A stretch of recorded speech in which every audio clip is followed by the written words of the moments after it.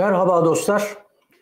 Hepiniz YouTube kanalıma hoş geldiniz. Bir cumartesi günü daha Türkiye saatiyle saat 10'da beraberiz. Geçtiğimiz hafta takip eden arkadaşlar hatırlayacaklardır. Sümer, Akat ve Asur mitolojilerinden bahsettim.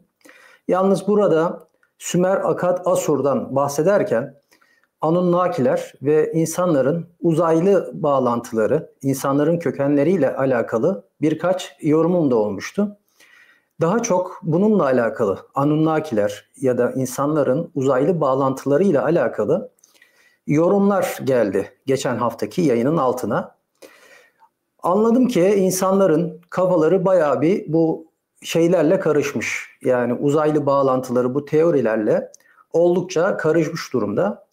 O halde dedim bir yayın yapayım ki bu teoriler nedir? İnsanların kökenleriyle alakalı geçmişten günümüze neler anlatılmış, nasıl teoriler üretilmiş ve gelecekte olacaklarla alakalı, insanların başına geleceklerle alakalı ne olacak? Yapay evrim, insan 2.0, transhümanizm gibi ya da silikon temelli insan gibi birçok teori var gelecekle alakalı da. Hem geçmiş hem gelecek bu ikisini meç etmiş oluruz. Tabii geçtiğimiz hafta bir de tevafuk oldu kısmet. YouTube'da bir video karşıma çıktı. Yani Hazreti Hızır'ın ya da Hızır Aleyhisselam'ın Galaktik Konsey tarafından tutuklandığını dahi duydu, işitti bu kulaklar. Hızır Aleyhisselam ne yapmış? Hızır Aleyhisselam işbirliği yapmış insanlarla ve bunun neticesinde Galaktik Konsey Hızır Aleyhisselam'ı tutuklamış ve şu an cezaevinde. Yerine Zülkarneyn'i getirmişler. O yüzden dünyada birçok değişiklik olacakmış. Tabii ki bu tarz anlatımlar, aktarımlar güzel, eğlenceli, dinlemesi de zevkli. Ama bir yandan da sadece Türkiye'de değil, tüm dünyada bir insanları çılgınlığa sürükleyecek bir şizofreni hali söz konusu değerli dostlar. Evet, bu tarz yorumlar yapmak durumundayız ki kutsal kitaplara, mitolojilere de baktığımızda esasına bakarsanız bu tarz anlatılar mevcut. İşte insanların geldiği, dünyaya geldiği Aden cenneti ya da insanların spiritüel olarak yani ruhani anlamda yaratılmış olduğu işte bir galu bela metaforu. Bu anlatımlar esasına bakarsanız bugün konuda işleyeceğimiz işte 1800'lü yıllardan gelen aktarımlar değil. Bunlar binlerce yıldır insanların kafa yorduğu düşünceler. Zaten göreceğiz ki bu aktarımların, anlatımların birçoğu da esasına bakarsanız mitoloji ve dinlerden faydalanarak üretilmiş fikirler ve bilgiler, düşünceler. Şimdi yavaştan konuya başlayalım o halde. Merhaba Bilgi, hoş geldin. Yavaştan konuya başlayalım dostlar. Şöyle ilk slaytımızı hatta şöyle yapayım, kendimi kaldırayım. İsteyen, arzu eden ne yapabilir? Ekran görüntüsü alabilir.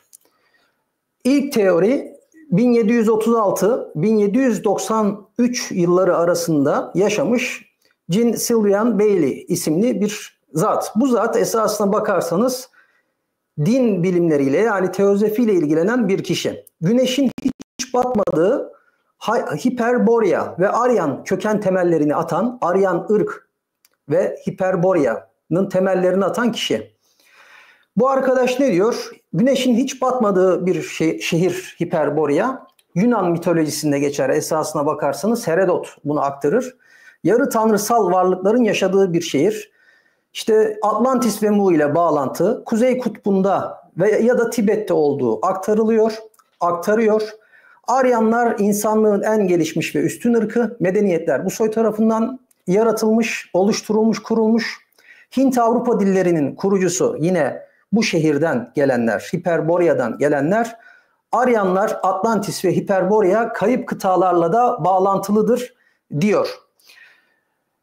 Bir sonrası 1877 yılında ilk defa Peçesiz Isis isimli kitabıyla gündeme gelen Madame Blavatsky, Helena Petrovna Blavatsky. 1888 yılında da Gizli Doktrin isimli kitabını yazıyor. Bunun temelleri neye dayanıyor? Bu yazdıklarının Hinduizm, Budizm, Antik Mısır bilgileri, Gnostisizm ve Batı ezoterizmine dayanıyor. İnsanların 7 evrede tekamülünü tamamlayacağını ileri sürüyor bu zat, bu kadın. Eterik, Hiperborea, Lemurya, Atlantis gibi devam ediyor. Zaten Şambala'da her ne kadar Nicholas Roerich, Rusya, yine Rus kökenli bir arkadaş, bu Şambala'yı anlatmış olsa da, ileri sürmüş olsa da Şambala ve zaman yolcusu bilgileri teorisine, insanların kökenleriyle alakalı, Helena Blavatsky'nin çağdaşı ve Helena Blavatsky'nin biraz da ilham aldığı kişi diyebiliriz. Burada da daha önce Şambala ile alakalı bir video var YouTube kanalında. Detaylı bakmak isteyen, detaylı görmek isteyen arkadaşlar bu videoya, yayına bakabilirler. Kanalda bulabilirler. Burada da Şambala'nın yine Hiperborea gibi gizli bir ne olduğu, bir şehir olduğu ve Kailash Dağı'ndan girildiğinden bahsediyor. Batı ezoterizmi dedik.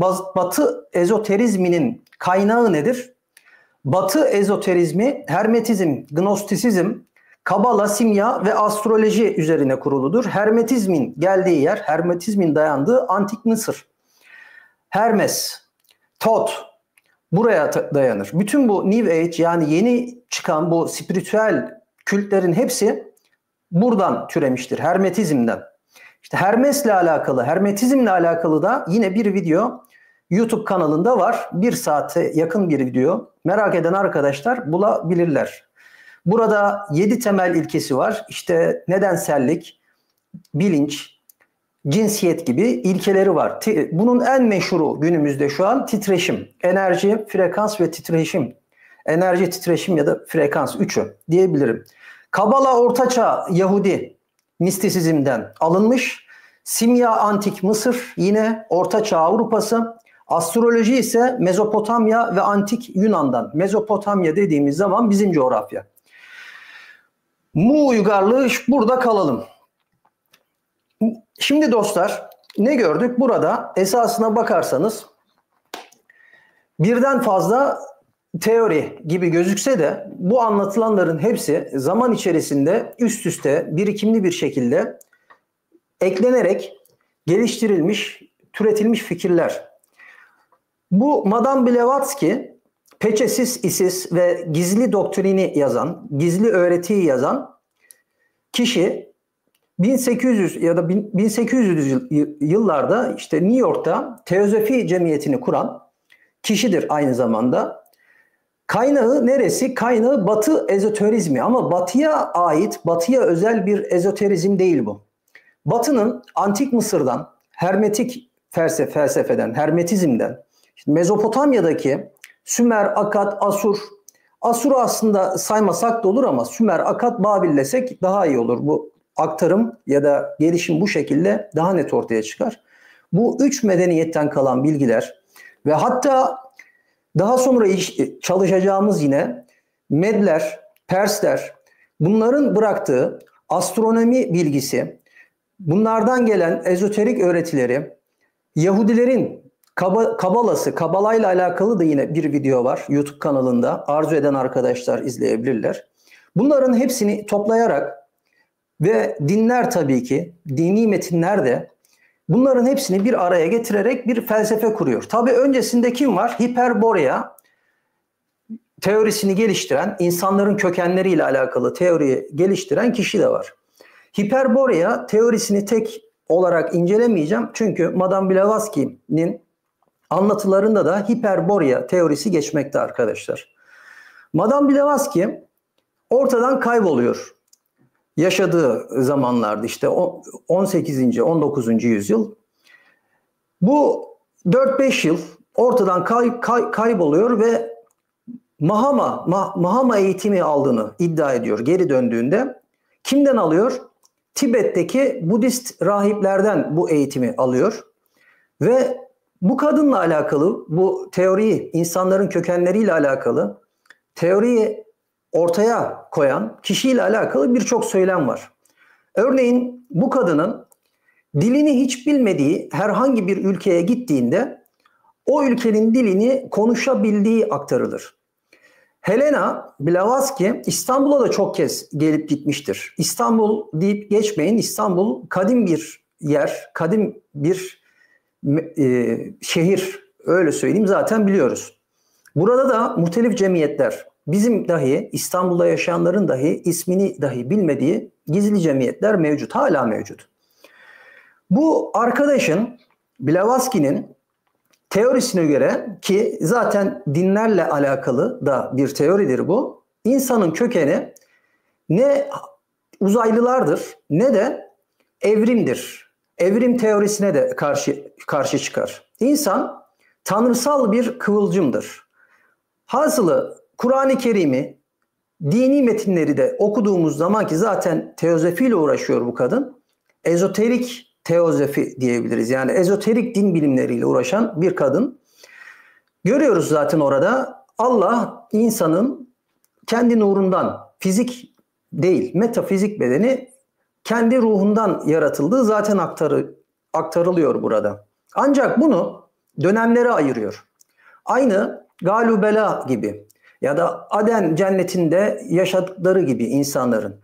Dönemler nasıl? İlk dönemde insanlar Kuzey Kutbu'nda ortaya çıkıyorlar ve çıktıkları vakit bu insanların eterik bedenleri var. İnsanların fiziksel bedeni yok. Yani süptil varlıklar, yani ruhani varlıklar olarak ortaya çıkıyorlar. Tabii ki böyle olduğu için, ruhani varlıklar şeklinde ortaya çıktığı için yeme, içme gibi hususiyetleri yok. Ve konuşma gibi bir ihtiyaçları da yok. Aynı zamanla böyle bir yere gitmek gibi bir ihtiyaçları da yok. Yani ruhani, ruh gibi düşünün. Bu dönemin sonunda ikinci dönem başlıyor ve Hiperborea, işte az önceki ilk bu Aryan kökenden bahsedilen Hiperborea, ilk 1800'lü yıllarda ortaya atılan ikinci evresini oluşturuyor Madame Blavatsky'nin. Hiperborea'da üzerinde güneş batmayan ülke olarak Yunan mitolojisinde geçer. Hiperborea'da yaşayan insanların da yarı süptil, yarı fiziksel insanlar, varlıklar olduğu aktarılıyor ve bu kişiler ya da bu varlıklar ölümsüze yakın, ömürleri çok uzun yani ve güneş ışınıyla besleniyorlar. Fotosentez gibi, bitkilerin güneş ışınından beslenmesi gibi, fotosentez yapması gibi bir beslenme tarzları var. Yani yiyip içmiyor bu insanlar aynı zamanda. Üçüncü dönemde insanların gelişim evriminin üçüncü döneminde insanlar fiziksel varlıklar halindeler. Fiziksel bedene bürünüyorlar. Ama burada da yine telepati gibi özellikleri var ve üçüncü dönemi de Lemuria olarak adlandırıyor. Bu dönemde insanların telepati yetenekleri var. Hindistan'daki Aryan ırkın ya da Hindistan'daki bu şeylerin, çalıştığımız Mahabharata, Ramayana destanlarında geçen varlıkların, tanrısal varlıkların buraya dayandığından bahsediyor. Dördüncü dönemde insanlar daha da materyalist bir hale geliyor ve bu insanlar Atlantis ve Mu, bu iki tane kayıp ya da yok olan, volkanik bir patlama sonucunda yok olan iki şehirden türediğini söylüyor. İki şehirde. Burada da tabii insanların Atlantis ve Mu'da yine psişik yetenekleri var ama aşırı derecede teknolojileri gelişmiş bir halde. Bu Atlantis ve Mu zamanında da Mısır, Maya, Aztek gibi medeniyetlerin, piramitlerin bu kişiler tarafından yapıldığını aktarıyor. Şu an içinde bulunduğumuz dönem ise insanların psişik, metafizik ya da telepati gibi yeteneklerini tamamen kaybettiği ve aşırı derecede materyalist bir hale geldiği dönem. Ve bu Madame Blavatsky'nin Gizli Doktrin ve Peçesiz gibi kitaplarından anladığımız şu: bu dönemin de sonuna yaklaşıyor insanoğlu. Dönemin sonunda ne olacak? 6. ve 7. dönem. 2 dönemi daha var. 6. dönemde insanlar yavaş yavaş yeteneklerini geliştirmeye başlayacak Belki bu yerde, çünkü kadın öldüğü için 6 ve 7 ile alakalı bir teorisi yok. Bugün günümüzde geleceğe yönelik yapılan teorilerin birçoğu da bu bilgilerin üzerine inşa edilmektedir. Transhümanizmde, teknohümanizmde, yani insanların teknolojiyle bir hale getirilmesi ve ömürlerinin uzatılması. Bunlardan da bahsedeceğiz. 6. dönemde belki de insanlar daha teknolojiyle içli dışlı hale gelecek ve mRNA teknolojileri gibi muhtelif teknolojilerle insanların çöp DNA dedikleri çalışmayan %2'lik kısmını kullandığı söyleniyor insanların DNA'sındaki o sarmallı yapının açılacağı belki de ve 7.'de de artık tekrar süptül hale gelip yükseleceğini aktarıyor ya da o aktarmıyor, ben yorumluyorum şu an. Şimdi başka teoriler ne var? Mu uygarlığı ve Nacal tabletleri. İsteyen yine bunun ekran görüntüsünü alabilir.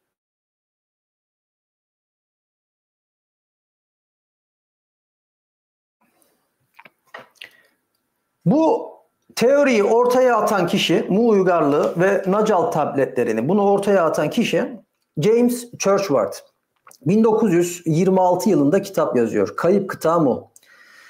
Şimdi az önce Madame Blavatsky'den bahsettik. Burada da Mu ve Atlantis geçiyor ama bu kişi de bu Madame Blavatsky'nin geliştirdiği teoriden faydalanarak ne yapıyor?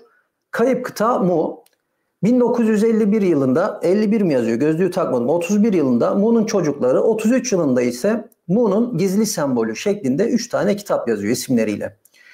Mu medeniyetinin piramitleri inşa ettiği ve ileri mühendisliğe sahip olduklarını, telepatik yeteneklere sahip olduğunu ve 12 bin yıl önce gerçekleşen volkan patlaması sonucunda öldüğünü ya da yok olduğundan bahsediyor.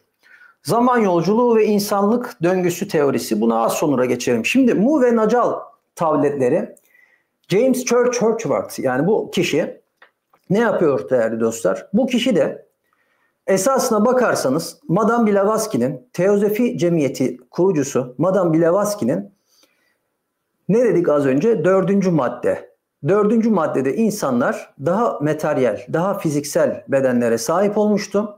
Ancak telepati yetenekleri gibi psikik yetenekleri de hala vardı. Atlantis ve Mu şehirlerinde yaşıyorlardı.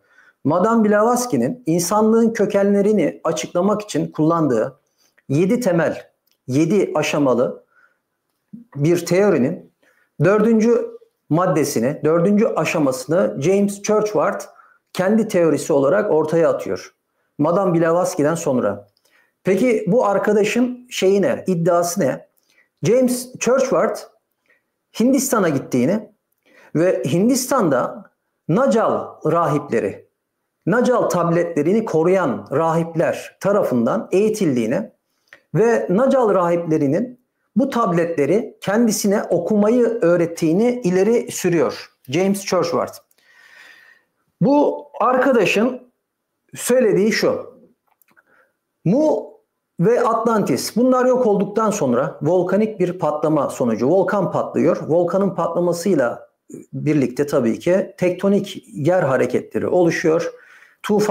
Tufan hadisesi meydana geliyor. Bu uygarlıklar yok oluyor. Ancak bu uygarlıklardan geri kalan kişilerin Amerika'ya, Mezopotamya'ya, Asya'ya, Mısır'a, çeşitli bölgelere dağıldıkları ve burada kendilerine koloniler kurduklarından bahsediyor. Hani mitolojilerden bahsederken Aryanlar, örneğin Indus Vadisi'ne gelen Aryanlardan bahsettik. Aryanlar ne yapıyordu? Beraberlerinde orada yaşayan Hindistan'daki Dravidlere Sanskritçeyi getiriyordu. Sümerler benzer şekilde, Sümerler geliyorlar Mezopotamya'da, kendilerinden önce yaşayan yine bir uygarlık var. Ben buradayım diyebilen ilk uygarlık çivi yazısıyla bize orada yaşadıklarını söylüyorlar. Geçtiğimiz hafta da bahsettim. Bir milletin ya da bir kişinin var olduğunu bilebilmemiz için o kişinin bize ben buradayım diye seslenmesi lazım. Tarihten ya da 4000 yıl öncesinden 6000 yıl öncesinden bir milletin bize seslenebilmesi için ne yapması lazım? Bunu yazılı hale getirmesi lazım. Derdini taşa anlatması lazım. Taşlara yazmışlar adamlar. Tablet dediklerimizde zaten kağıt değil. Taşlara her şeyi not almışlar. İşte bu Mısır'a gelenlerin, Hindistan'a gelenlerin, Sümerlerin, hatta belki de daha sonra Etrüskslere, yani Roma İmparatorluğu'nun kurulmasında ilk kurulmasını ateşleyen, o medeniyeti getirenlerin Aryan ırk olduğunu ve bu ırkın da Sümerlerin, bunların hepsinin Mu ve Atlantis'te hayatta kalanlar olduğunu aktarıyor. Fiji adalarının bulunduğu bölgede bu hadisenin gerçekleştiğini söylüyor James Churchward. Ama baktığımızda esasında Madame Blavatsky'nin insanların kökenleriyle alakalı yorumunun evrim teorisi ve diğer uzaylı teorisini reddederek geliştirmiş olduğu tanrısal bir kıvılcım olduğu teozefi üzerine, yani din bilimleri üzerine geliştirdiği ezoterik bakış açısıyla bu 7 aşamalı insan evrim süreci ve insanın köken sürecinin 4. maddesini James Churchward Mu uygarlığı şeklinde değiştiriyor değerli dostlar. Şimdi diğer bir şey ise yine isteyen ekran görüntüsü alabilir arkadaşlar. Zaman yolculuğu ve insanlık döngüsü teorisi. John William Dunne. Bu adam 1927 yılında bir zaman deneyi yapıyor. 1927 yılında zamanın döngüsel olduğunu savunuyor. İnsan bilinci zamanın farklı noktalarına erişebileceği, geçmiş ya da gelecekte etkileşime girebileceğini dile getiriyor. Rüyalar ve bilinçaltı yoluyla insanlar geleceği görebilir diyor. İnsanlık belirli dönemlerde zaman kırılmaları ve bilinç değişimleri yaşar diyor. Biz daha önce bu hayatı yaşadık mı? İnsanlık her döngüde aynı hataları mı yapıyor? Bazı insanlar geçmiş veya gelecek döngüleri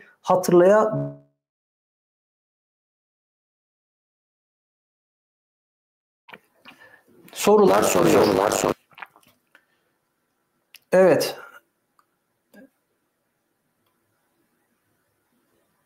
Sümer'in tabletleri var. Soruları var mı? Bakayım bir. Sümer'in tabletleri var. Mu'nun tableti yok. Churchward görmüş resimlerin çizilmiş. Tablet nerede? Klasik Hint çizimlerin götürüyor. Onu anlatıyorum. Aleyküm kemküm. Ben de onu anlatıyorum. Bu yayında. Yani bu Nacal tabletleriyle alakalı bir kanıt yok. Madame Blavatsky, Helena Blavatsky'nin bir teorisi üzerine, o teoride geçen 7 maddeden, insanın evrimiyle alakalı 7 maddeden 4. maddeyi kendisi ben bu tabletleri gördüm şeklinde yorumluyor. Temur merhabalar, hoş geldin. Serhat Tuncel, tekrar izleyebilirsin. Bunu YouTube'da bırakıyorum daha sonra. Zeycan merhabalar, hoş geldin. Ses geldi herhalde tekrar. Serap Çakır merhaba. Teşekkür ederim bilgilendirme için. Şimdi bu John William Dunne, bu kişi zaman yolculuğu ve zamanın yapısıyla alakalı bir teori ortaya atıyor ve insanlık döngüsü teorisini kuruyor ki insanlığın bir döngü içerisine sıkışıp kaldığını, sürekli aynı döngüyü yaşadığından bahsediyor. Esasına bakarsanız bu teori daha çok insanların kökenlerinden ziyade insanların yaşadığı bu hayatla alakalı bir teori. Ama bu teoride insanların kökenleriyle alakalı yayınlar yapan ya da yazılar yazan, kitap yazan kişilerin bir tarafına sıkıştırdığı bir teoridir aynı zamanda. Şimdi bizim Türkiye'de ilk defa ruhani araştırmalarla alakalı bir dernek kuran Bedri Hoca var. Bedri Ruh Selman. İlahi Nizam ve Kainat isimli kitabın yazarı. O kitapta da yine Bedri Ruh Selman, şimdi bu arkadaş 1927'de yazmış. Bedri Hoca bu kitabı 1957'de yazmış. 57'den 57 ya da 53'te hatırlamıyorum tam tarihini ama 2013 yılında filan notere bırakıyor. Noterden bunlar 50 yıl sonra gündeme gelsin. Yani bu kitap basılsın şeklinde bir vasiyet bırakıyor. Şimdi bu kişinin John William Dune'un teorisi şu. Aslında o kitaptaki gibi bir teorisi var. Zamanın doğrusal olmadığını söylüyor. Şimdi Bedri Hoca kitabında zamanın doğrusal değil, katmanlı olduğunu söylüyor sadece. Ama bu adam zamanın doğrusal değil, döngüsel olduğu, aynı zamanda katmanlı olduğunu iddia ediyor. Yani bir bardak düşünün, şu bardağı, her bir çizgiyi zaman olarak, döngüsel bir zaman çizgisi olarak çizgilerden oluştuğunu düşünün. Bu katmanlar arasında da geçiş yapabildiğini iddia ediyor insanın. İnsanların rüyalarında gördüğü bazı hadiseler esasına bakarsanız diyor bu kişi, John William Dune diyor ki bazı rüyalar paralel evrenlerden gördüğü, paralel evrenlerle alakalı gördüğü rüyalar olduğunu ileri sürüyor. Bu şamanların yaptığı uygulamalar, kullandıkları çaylar, ayahuasca çayı gibi, psilosiba diye bir bitki var, o gibi, yani muhtelif bitkiler var insanın beyninde uyarıcı etkiler yaratan. Bu bitkileri kullandıktan sonra gördükleri illüzyonların ya da gördükleri vizyonların esasına bakarsanız gerçek olduğunu, ancak paralel evrenlerle ya da zamanın geçmiş ya da gelecekle alakalı olduğunu ileri sürüyor bu kişi.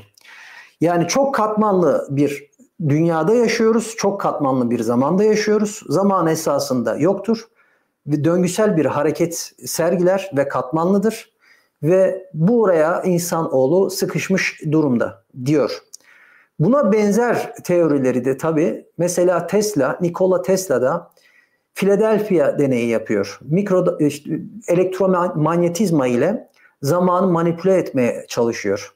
İşte Einstein'ın da ışık hızını aştığımız takdirde sıfır noktasına ulaşıp oradan zamanda ileriye gitmenin mümkün olduğunu aktarıyor. Bu teoride insanların kökenleriyle alakalı simülasyon teorisinin gelişmesine etkili olan teorilerden biridir diyebilirim değerli dostlar. Şimdi devam edersek, John William Dune, zaman yolculuğu ve insanlık döngüsü teorisi. Paleo astronot teorisi, Erich von Däniken. Bu adam da 1968 yılında Tanrıların Arabalarını yazan kişi. 1970 yılında Uzaydan Gelen Tanrılar isimli bir kitap daha yazıyor. 1972'de başka bir kitap yine tanrılarla alakalı, altınlarıyla alakalı bu sefer tanrıların. Ve 1998 yılında da Tanrıların Ziyareti diye bir kitap yazıyor yine. Esasına bakarsanız bu ikisini Zekeriya Sitchin'le birlikte incelemek daha doğru olacaktı ama ben ayrı göreceğim, ayrı çalışacağız. Dünya dışı varlıklar antik çağlarda dünyayı ziyaret etti ve bu varlıklar insanları uygarlığın gelişiminde faydalı oldu, geliştirdi. Mısır, Maya, Sümer ve diğer kadim uygarlıklar bununla alakalıdır diyor. Şimdi bu paleoastronot teorisi Erich von Däniken'in, bizim Zekeriya Sitchin'in şu an meşhur Anunnaki teorisinin esasına bakarsanız nedir? Altyapısını oluşturan teoridir. Bu zat ne diyor? Bu zat tanrıların uzaydan, yani uzaylı bir medeniyetin dünyaya geldiğini, ben geçtiğimiz hafta söylemiştim. Uzay gemileri bozuldu, geldiler gibi. Belki kurtulamadılar. Bir medeniyet kurdular.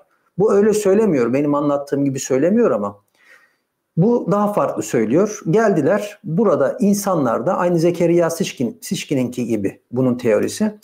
Geldiler, insanlara Mısır'daki piramitleri yaptılar. Maya'daki, Aztek'teki piramitleri yaptılar. Sümerlere işte göklerin bilgisini öğrettiler. Hatta işte Dogonlara Sirius'un bilgisini aktardılar gibi bu medeniyetlerle ilişkilendiriyor. Uzaylılarla ilişkilendiriyor.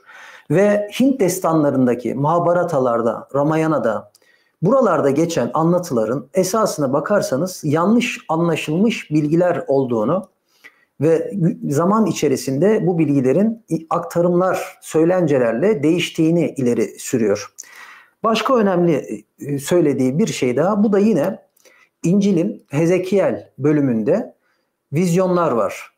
görüldüğü söylenen vizyonlar var. Bu vizyonların da yine bu tanrılarla alakalı olduğunu, vizyon değil, bu tanrıların anlattıkları, tanrı değil, uzaylıların insanlarla iletişime geçmesi neticesinde onlara anlatıldığı, insanlara anlatıldığı ama insanların bunu anlayabildiği kadar aktardığından bahsediyor.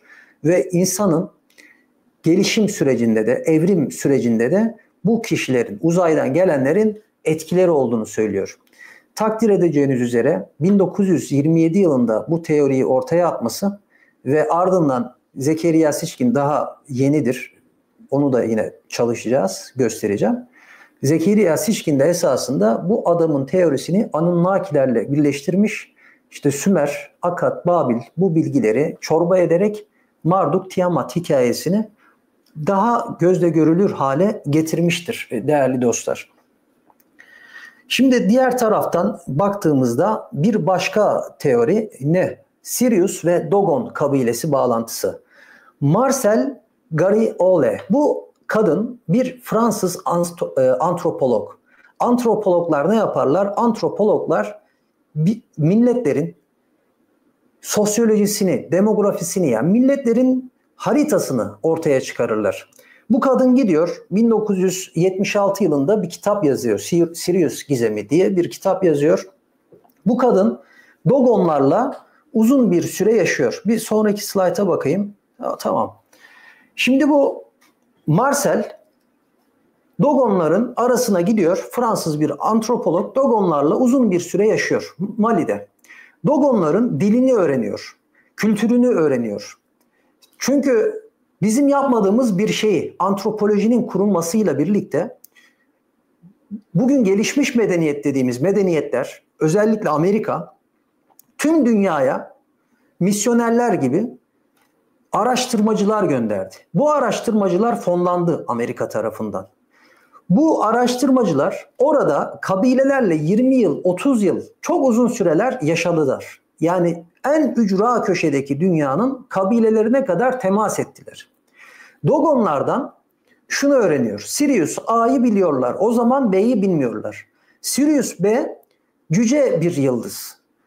Ve teleskopla görülmesi zor. Parlaklık konusunda sıkıntıları var. Parlak olmadığı için. Dogonlarla alakalı da yine bir video var YouTube kanalında. İzlemek isteyen arkadaşlar oradan izleyebilirler. Şimdi bu kadın şok olduğu nokta şu. Sirius B'yi haber veriyorlar bu kadın orada yaşarken. Ve düşünün, teleskopla bile görülemeyecek bir yıldız olmasına rağmen bu kişiler, Dogonlar bunu biliyor. Ve kadın anlattıkları şu. Bize Nommo isimli uzaylılar ya da rehber ruhlar bunu anlatıyor. Bu kişiler nereden geliyor? Sudan geliyor. Bu kişiler hem suda hem karada yaşayabilen varlıklar ya da bu şeyler. Hatta daha sonraları bununla alakalı oyuk dünya teorisi de üretildi. Ondan da bahsedeceğim. Hasılı dostlar, burada mesele şu. İlginç olan şu. Bu kişilerin Sirius Bey'i bilmesi. Ama aynı zamanda şöyle bir soru işareti de çıkıyor ortaya. Dogonlar acaba bu Sirius yıldızını, köpek takım yıldızını Mısırlılardan da öğrenmiş olabilir mi? Çünkü Mısırlılar da Nil Nehri'nin taşmalarını hesap etmek için özellikle bu yıldızı takip ediyorlar. Sotis olarak isimlendiriyorlar. Dolayısıyla bu da yine bir teori.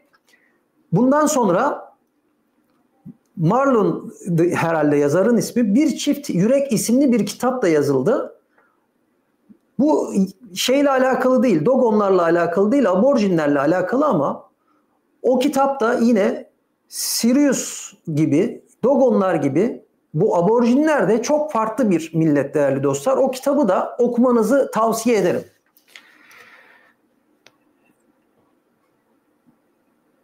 Temut, teşekkür ederim desteğin için.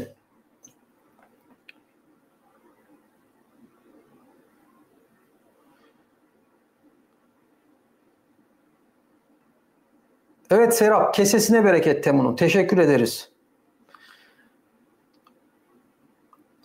Yusuf Uzunoğlu. Nacal tabletlerinin işte Yusuf gerçek olup olmadığıyla alakalı şey yok elimizde. Yani bir bilgi yok. Bu Churchward Nacal tabletlerinin olduğunu söylüyor ve kendisine bu tabletleri okunmasını öğretildiğinden bahsediyor. Dogonların ne bildiği evet spekülatif. Bence de spekülatif ama çünkü Sotis yıldızı Mısırlılardan da öğrenmiş olabilirler. Mısırlılar da astronomi konusunda çok iyiydi. Özellikle Nil Nehri'nin taşmalarıyla alakalı çalışmalar yaptıkları için astroloji diyoruz ama biz o günlerde astroloji, astronomi birdi yani o tarihlerde çalışmaları vardı. O yüzden bu Marcel isimli antropolog, Fransız antropolog bu kişinin sorduğu soru da bu. Acaba bunu Sotis'ten mi öğrenmişler şeklinde bir sorusu var.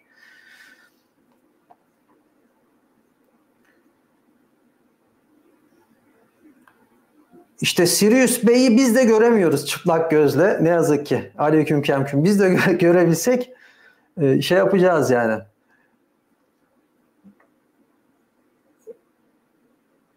Aynen 30'lar 50'lerde derleniyor. 30'larda 50'lerde derleniyor. Zaten bu kadının şey tarihi neydi? Şuradan bakalım. 1976'da bu kitabı yazıyor. Bu kadının orada yaşadığı tarihlerde 1940'larda falan başlıyor. Sirius ve Dogon kabilesiyle alakalı Robert Temple bu kadından aldığı bilgilerle kitabı yazdığına göre bir 30 yıllık bir mevzusu var orada geçirdiği. Evet şimdi Zekeriya Sitchin. Zekeriya Sitchin, Anunnaki ve antik astronot teorisi. Daha önce ne vardı? Az önce bahsettiğimiz paleo astronot teorisi vardı. Paleo astronot teorisi kimindi? Eric von Daniken'indi ve 1968 yılında da yine bir kitap yayınlamıştı. En son kitap olması lazımdı. Geri dönmeyeyim. Yani muhtelif kitapları var bu Daniken'in. Zekeriya Sitchin de ne yapıyor? Anunnakilerin bu bizim Sümer'de, Akkad'da, Babil'den gelen bilgilerden edindiğimiz Anunnakilerin esasında tanrılar olduğundan bahsediyor. Uzaylılar olduğundan daha doğrusu bahsediyor. Ve 12. Gezegen adlı bir kitabı var. Yeryüzü Kronikleri isimli başka bir kitabı daha var. Bu kitapları yazıyor. Niburi adlı bir gezegen var. Bu gezegenden gelen uzaylıların, insanların yarattığı, daha doğrusu insanları evrimleştirdiği ve altın madenciliğinde kullandığından bahsediyor. Genetik mühendislikten bahsediyor bu arkadaş. Buna daha sonra geçelim. Şimdi burada değerli dostlar Zekeriya Sitchin'in teorisi şu. Zekeriya Sitchin diyor ki Niburi adlı bir gezegen vardı. Bu gezegen 3600 yıllık bir döngüsü var. Bu döngü nedir? Güneşin uzaydaki döngüsü gibi 365 günlük ya da ayın uzaydaki döngüsü gibi 29,5 günlük. Niburi'nin de bir döngüsü var. Bu döngüsü 3600 yıl sürüyor. Bu Niburi'nin döngüsü şey yaptığı zaman, dünyaya yaklaştığı zaman bu kişiler dünyaya geldiler. Dünyaya indiler. Amaçları şuydu. Niburi'nin atmosferinde bir bozukluk vardı. Bu atmosferi tamir etmek istiyorlardı. Buraya indikten sonra dünyanın altın madenlerini kazmaya başladılar.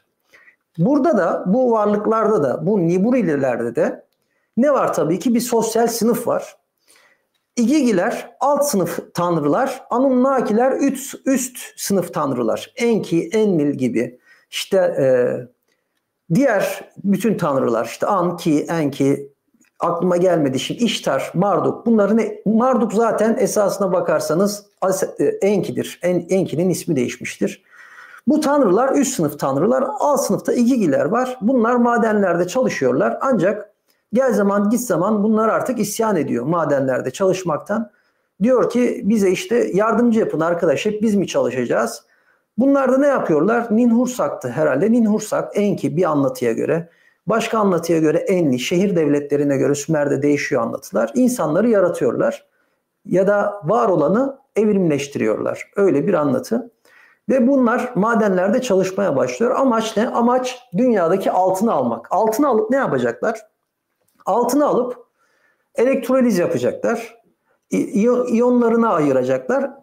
kendi atmosferlerine serpecekler ve güneş ışınıyla alakalı atmosferlerini koruma altına alacaklar. Bugün hala dünyada altın elektrolizi yapanlar vardır. Altın suyu. Ormus hazırlayanlar vardır. Bu altın suyunu da biz şu an nasıl hazırlıyoruz?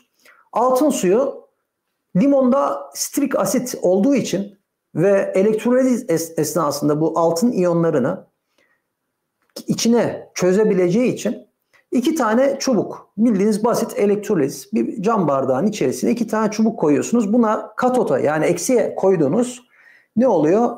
Inert metal olması gerekiyor. Karşı tarafa koyduğunuz, anota koyduğunuz, pozitife koyduğunuz ise altının 24 ayar saf altın olması gerekiyor. Limonu içine sıkıyorsunuz.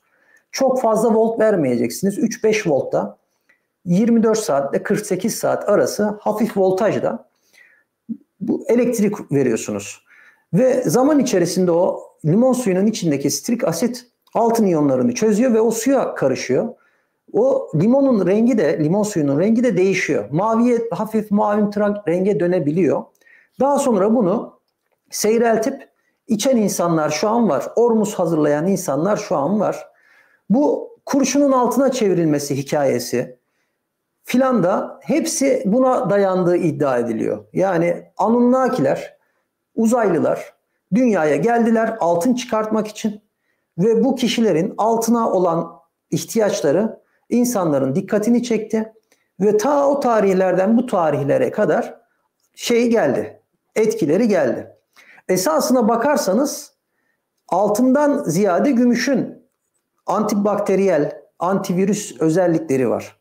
Hatta hastanelerde yaptığı zaman bir kişi derin yaralar aldığı zaman ne yapıyor? Kullanılan sargı bezinin içerisine gümüş koyulur ki mikrop kapmasın yara. O sargı bezleri daha etkili, pahalı, açık yaralarda özellikle pahalıdır yani. Çünkü içerisinde belirli oranda gümüş vardır.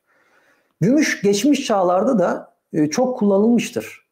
Hatta şöyle söyleyeyim, erkeklerin geçmişte gümüş yüzük takması, kadınların altın yüzük takması da haram ve helalliği konusu bunun esasında şuna dayanır. Şimdi bir erkek ne yapıyor? İşi gereği yola çıkabiliyor. 3 ay, 6 ay, 9 ay evden uzak kalabiliyor. Evden uzaklaştığında, gittiğinde eşine geçimini sağlaması için hali hazırda bir miktar bir şeyler bıraktı diyelim. Ancak gittiği yerde hasta oldu. Yolda başına bir iş geldi. Belki 9 aylık bir plan yapmıştı ama uzun kalması gerekti. Birkaç ay aksadı.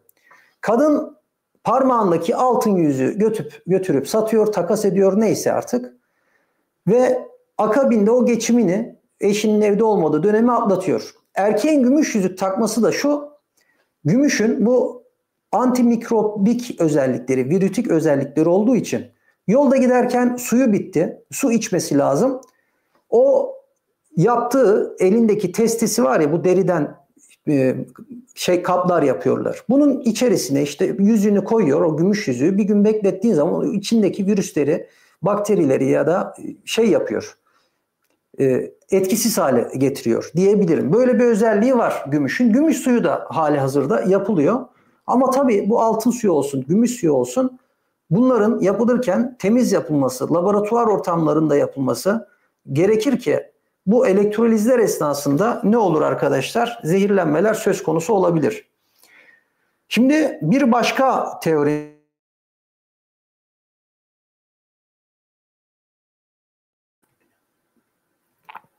sürüngen ırk, reptilyan teorisi.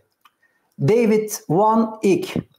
Şimdi bu arkadaş da 1999 yılında Büyük Gizem diye bir kitap yazıyor. Reptilyan ırkın insanları kontrol ettiğini iddia ediyor. Kendi kan hatlarını koruyorlar. Güçlü aileler içerisinde üremeye devam ediyorlar. İnsanların düşük frekanslı bir ruhsal durumda tutuyorlar. Korku, savaş, krizlerle toplumları manipüle ediyorlar. Dinler, ideolojiler, politik sistemler bunların hepsi bir illüzyondur. Ve küresel finans sistemleri aracılığıyla bu aileler dünyayı yönetirler diyor. Yine bu kişinin, David Icke'in bir diğer teorisi de Ay'ın doğal bir uydu değil, yapay olarak konumlandırıldığı ve reptilyanların da veya başka bir uygarlığında buradan dünyaya gelerek insanların zihnini Ay üzerinden aynı zamanda manipüle ettiğinden bahsediyor. Yer çekimi ve frekans manipülasyonuyla bu işleri yapıyorlar diyor arkadaşlar. Evet.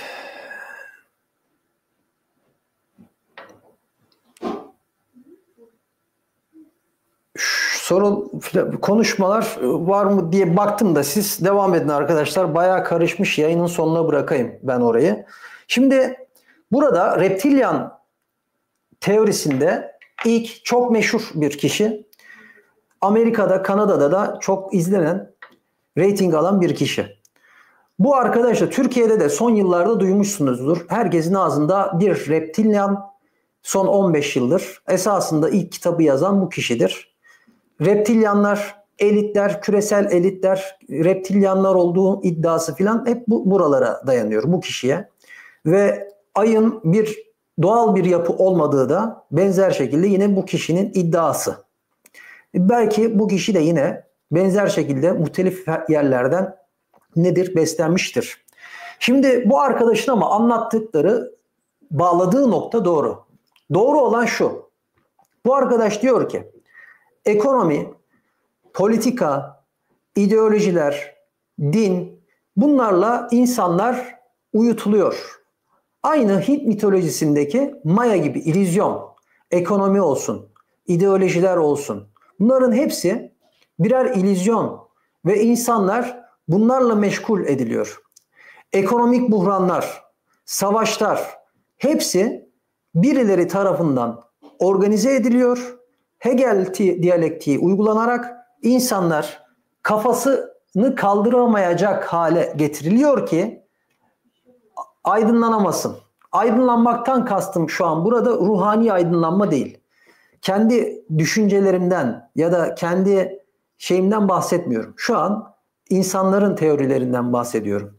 Yani bu kişinin söylediği Mezopotamya, Mısır, Hint, Etrüksler, buralardaki büyük imparatorlukları kuranların hiçbiri insan değil.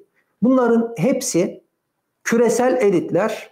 Esasında bu kişiler de reptilyan ırkıdır, sürüngen ırktır ve insanlar arasında kendilerini şekil değiştirerek cover etmişlerdir. Yani gizlemişlerdir. Dünyayı yöneten büyük ailelerin hepsinin içerisinde bu ırk vardır.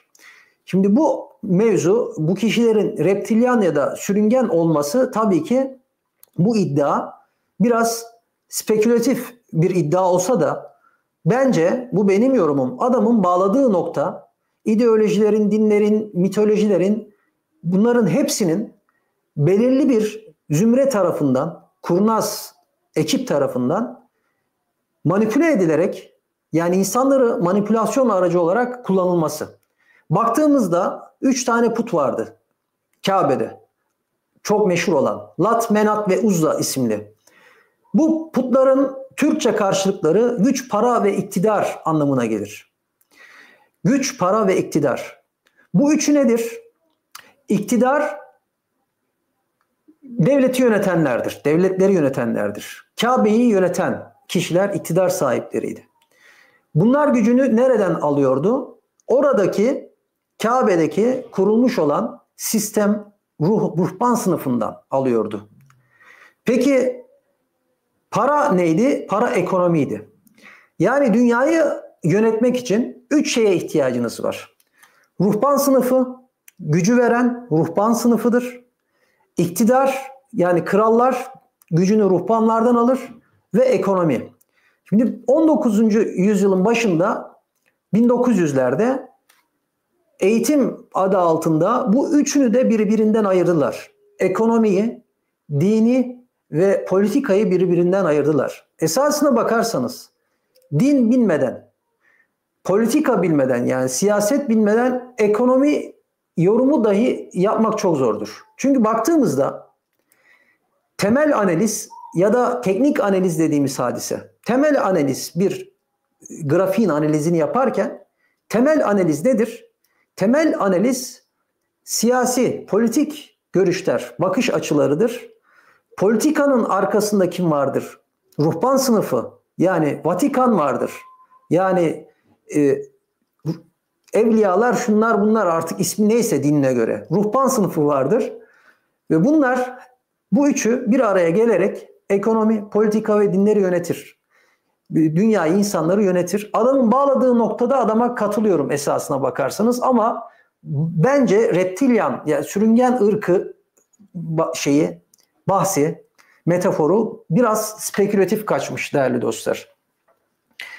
Şimdi bir diğer şey ise iç dünya teorisi. Bu teori de yine zaman içerisinde kademeli, aşamalı bir şekilde ilerlemiş bir teori. Bu teori diyor ki arkadaşlar, ilk önce Edmund Halley isimli bir zat 1692 yılında dünyanın içi boştur diyor. Hani bu şey var ya arkadaş, dünya boştur bu böyle bir şey değil, içi boş diyor. Daha sonra Jules Verne, bu bir kitap var, yazar var, bizim çocukluğumuzda okuduğumuz bu yazar, bu kişi 1864 yılında Dünyanın Merkezine Yolculuk kitabını yazıyor. William Reed 1906'da Marshall B. Gardner'la birlikte kutup bölgelerinde iç dünyaya giriş olabileceğini iddia ediyor. 1947'de yine Antarktika üzerinde uçarken işte bir kişi bir iddiada bulunuyor. Teozofi Cemiyeti'nin, Blavatsky'nin ve onun çağdaşlarının bahsettiği Şambhala, Agartha gibi yerlerin de, Hiperborea gibi yerlerin girişlerinin de yine bu yerden, kutuplardan olduğu söyleniyor ve Nazi Almanya'sında bu şeyin burayla, Nazi Almanya'sında yani Adolf Hitler'in buraya girerek bu kişilerle anlaşma yaptığı, hatta teknoloji, bu tankları filan buradan birden ortaya çıktığı, yapılan tankların ortaya atılıyor. Böyle bir iddia var. Şimdi baktığımızda arkadaşlar, bu Agartha ve iç dünya teorisinde az önce şu arkadaş var ya, resmini gördüğünüz arkadaş Richard diye bir arkadaş. Bu arkadaş 2. Dünya Savaşı'ndan sonra ne yapıyor? Türkiye'de daha çok bahsedilen ya da yorumcuların daha çok bahsettiği bu arkadaş. Bu amiral bir keşif gezisi yapıyor Kuzey Kutbu'na ve burada bu kişilerle temas ettiğini ileriye sürüyor. Temas ettiğini, kapısını, girişini gördüğünü ileriye sürüyor. Şimdi bunların anlattığı, burası spiritüel varlıkların yaşadığı bir yer. Hali hazırda Kuzey Kutbu'ndaki bu bölgeye girmenin de yasak olduğu aşikar. Neden yasaklandığı, neden yasak olduğu hususunda açıklamalar, bilimsel bir çalışmalar yapıldığı ve uçuşlar o bölgeden, üstünden uçulması bile yasak. Ama bir spekülasyon, yani bir spekülatif bir söylem de olabilir, gerçek de olabilir, bilemiyoruz. Çünkü biz de hani gitmek istesek oraya, görmek istiyoruz desek gidemiyorsun. Turizm amaçlı da gidemiyorsun. Kuzey Kutbu'na giriş yasak.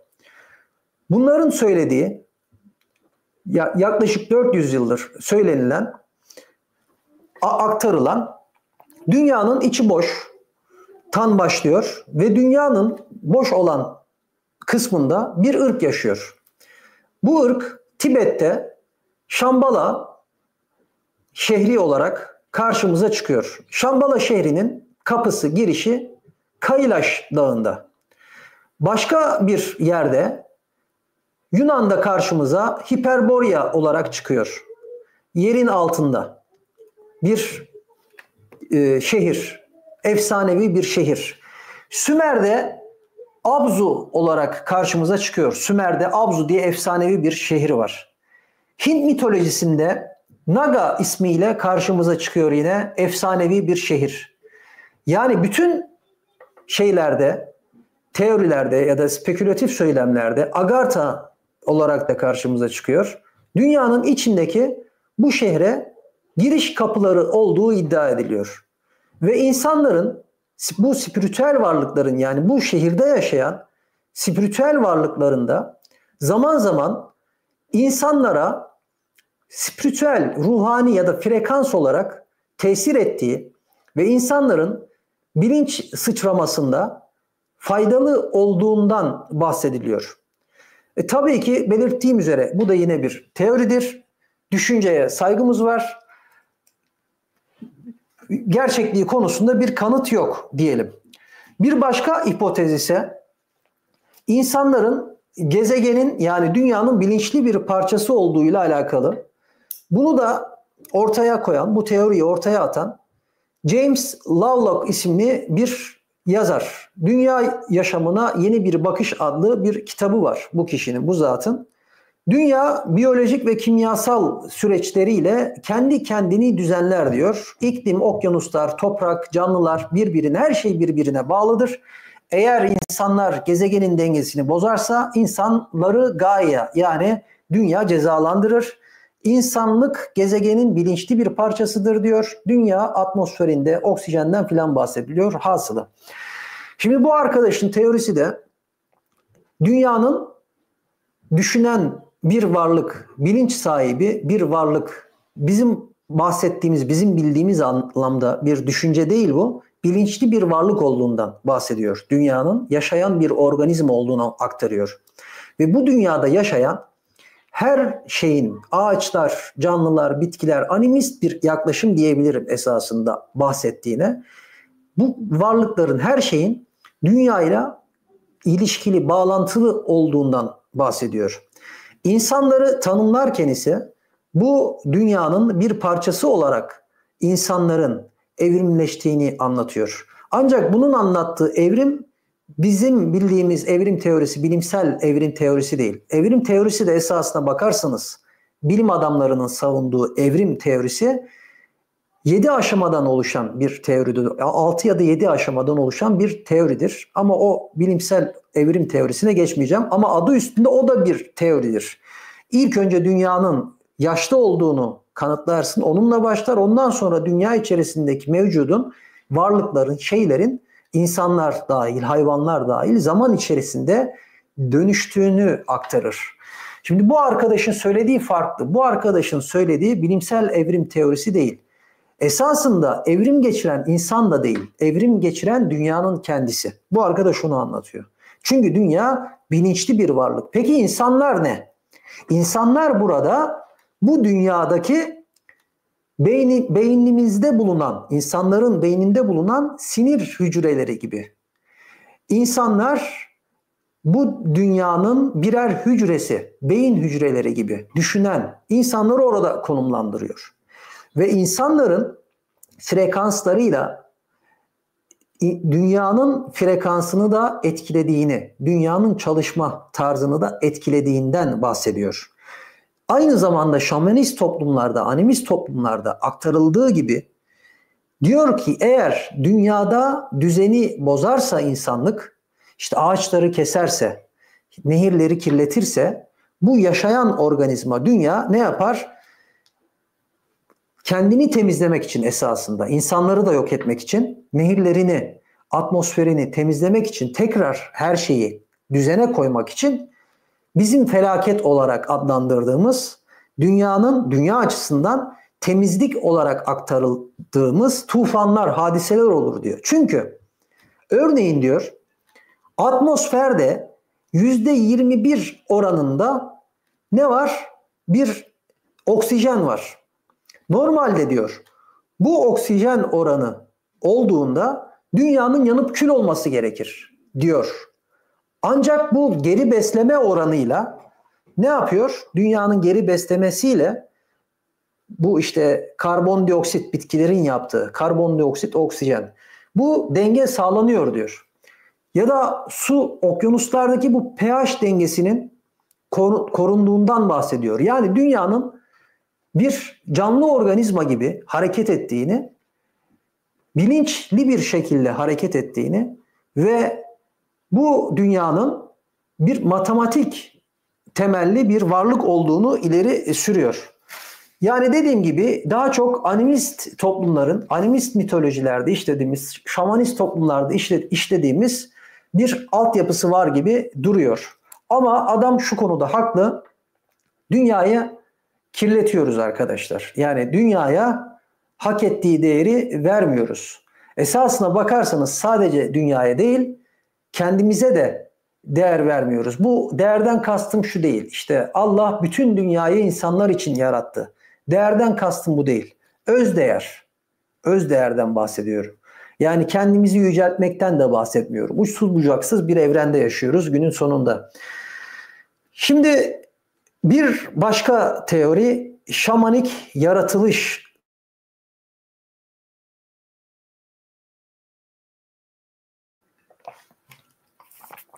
Bu şamanik yaratılış teorisini ortaya atan Terence McKenna, sağ taraftaki yakışıklı arkadaş, 1996 yılında yine Tanrıların Yiyecekleri isimli bir kitap yazıyor. Bu kitap bitkilerle alakalı bir kitap. İnsanın evrimini sadece biyolojik şekilde tamamlamadığını iddia ediyor ve yediklerinin de bunda etkili olduğunu ileriye sürüyor. Bu bitkiler, kullanılan bitkiler insanın beyninde, sinapslarında, beyin hücrelerinde gelişim sağladığı, etkili olduğundan bahsediyor. Ayahuasca çayı Amazonlarda kullanılan ruhsal rehberlik ve şamanik bilgiyle ilişkilidir diyor. Psilosibin mantarı yüksek bilinç sezgilerle bunları geliştirir diyor. Iboga, Afrika'daki iboga bitkisinin geçmiş yaşam deneyimleri, yani metafizik anlamda geçmişe bu bitkiyi kullanarak gidebildiğinden bahsediyor.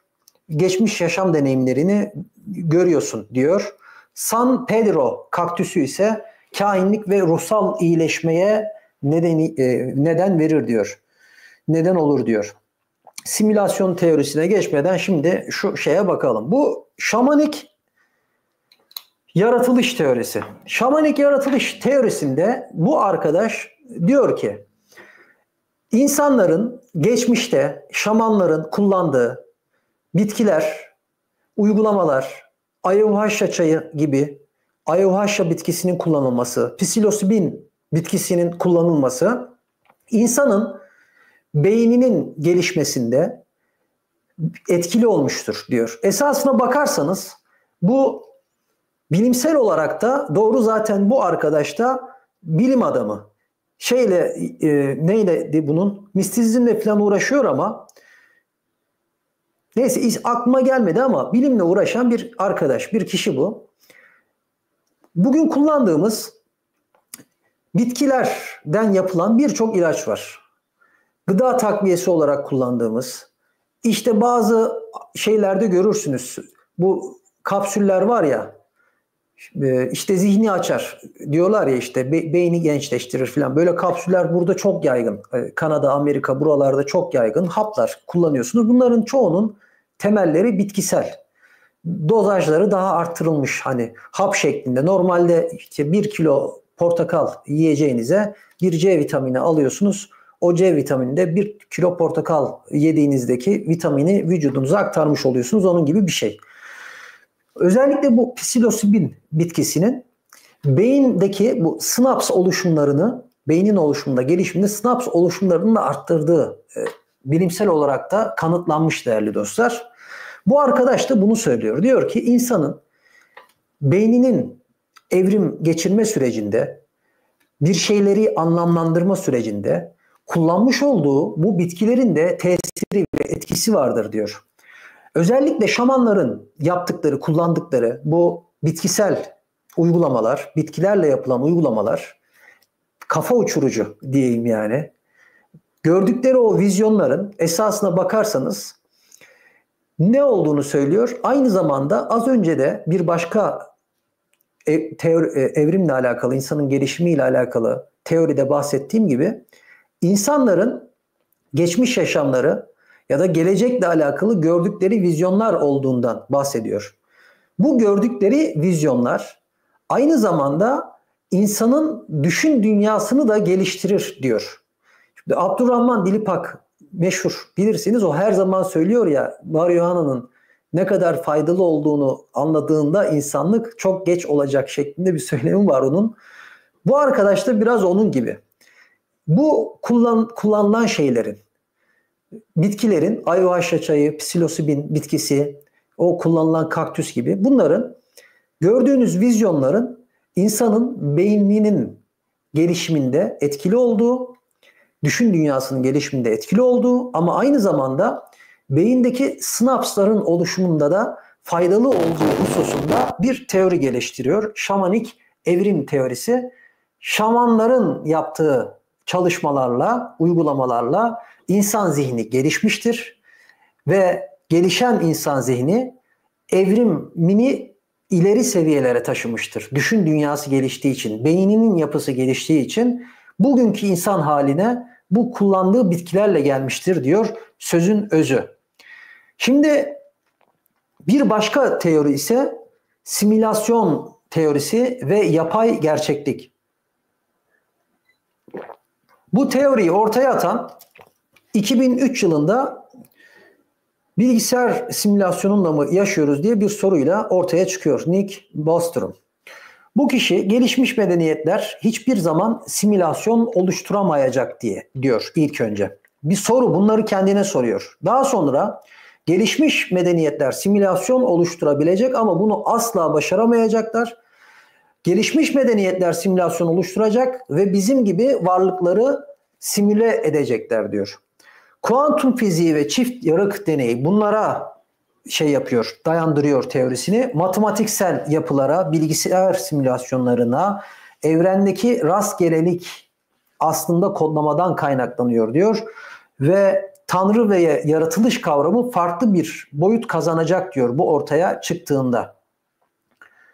Şimdi değerli dostlar, simülasyon teorisinde Platon'un mağara alegorisi gibi bir alegori üzerinde de bunu temellendiriyor.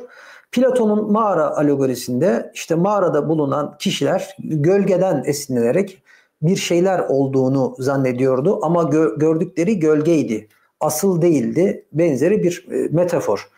Bu evrenin matematiğiyle alakalı bir çalışma yapıyor bu kişi ve kuantum çalışmaları, çift yarık çalışmaları, bunları da örnek veriyor. İşte kuantum neydi? Kuantum gördüğünde, ölçtüğünde bir parçacığın nerede olduğunu biliyorsun. Bunu en kolay anlatabileceğimiz mevzu, bahis şu.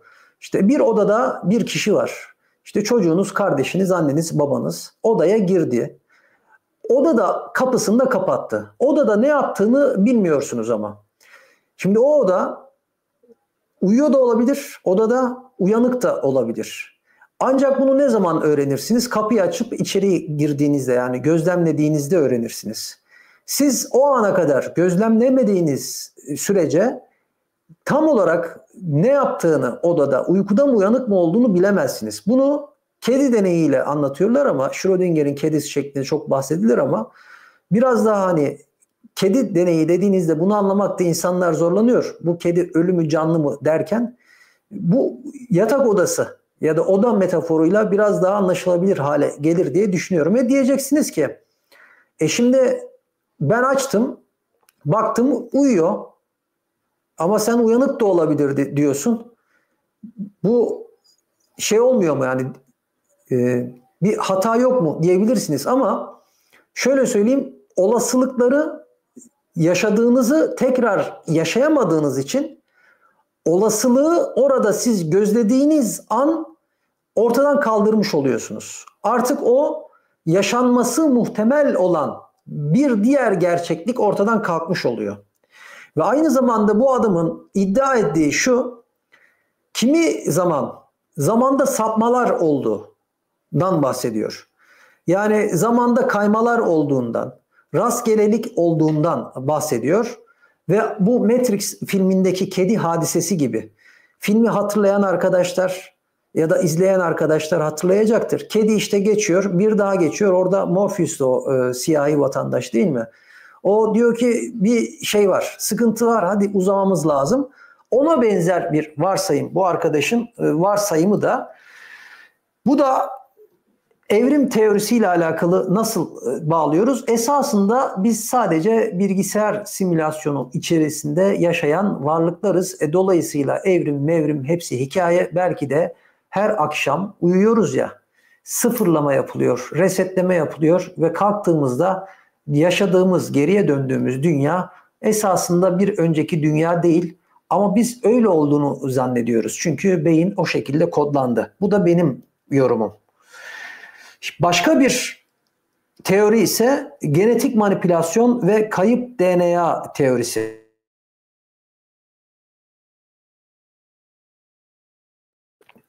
Bu teoride arkadaşlar Greg Braden isimli bir şahsın 2004 yılında Tanrı Kodu isimli bir kitap yazıyor. Genetik manipülasyon ve kayıp DNA. Bunun yaptığı da DNA'sını da anlatısını dayandırdığı da yer insanların daha üstün bir bilinç seviyesinde olduğu, ancak insanların DNA'larının manipüle edilerek 12 sarmaldan 2 sarmala düşürüldüğü ile alakalı. Hatta bunu bazı arkadaşlar şöyle de yapıyorlar. Bu kişi bunu savunmuyor ama bazı arkadaşlar şöyle yapıyorlar. Bu Gray'in ve önceden bahsetmiş olduğum Zekeriya Sitchkin'in, bu ikisinin teorisini alıyorlar. Anunnakilerin insanı yarattığı ama ilk etapta insanları 12 sarmalla yarattığı ve mitolojilerde bir tufan hadisesi var ya, insanların yok edilme hadisesi. Böyle bir tufanla, esasında Enlil'in yaptığı bu tufanla insanların yok edildiği ya da insanların DNA'sının 12 sarmallıyken 2 sarmala düşürülmesini, çöp DNA hadisesini bu şekilde de açıklayanlar var. Ancak bu genetik manipülasyondan bahseden bu Greg Braden isimli arkadaşın iddia ettiği insanların DNA'sının 2 sarmala düşürüldüğü ve insanların DNA yapısının %2'sini kullanabildiği ve yine bir görünmez elit bir zümrenin bunu yapmada bir marifetinin olduğunu söylüyor ama bunu reptilyanla birleştirmiyor tabii ki. Bir zümre bunu gerçekleştirdi.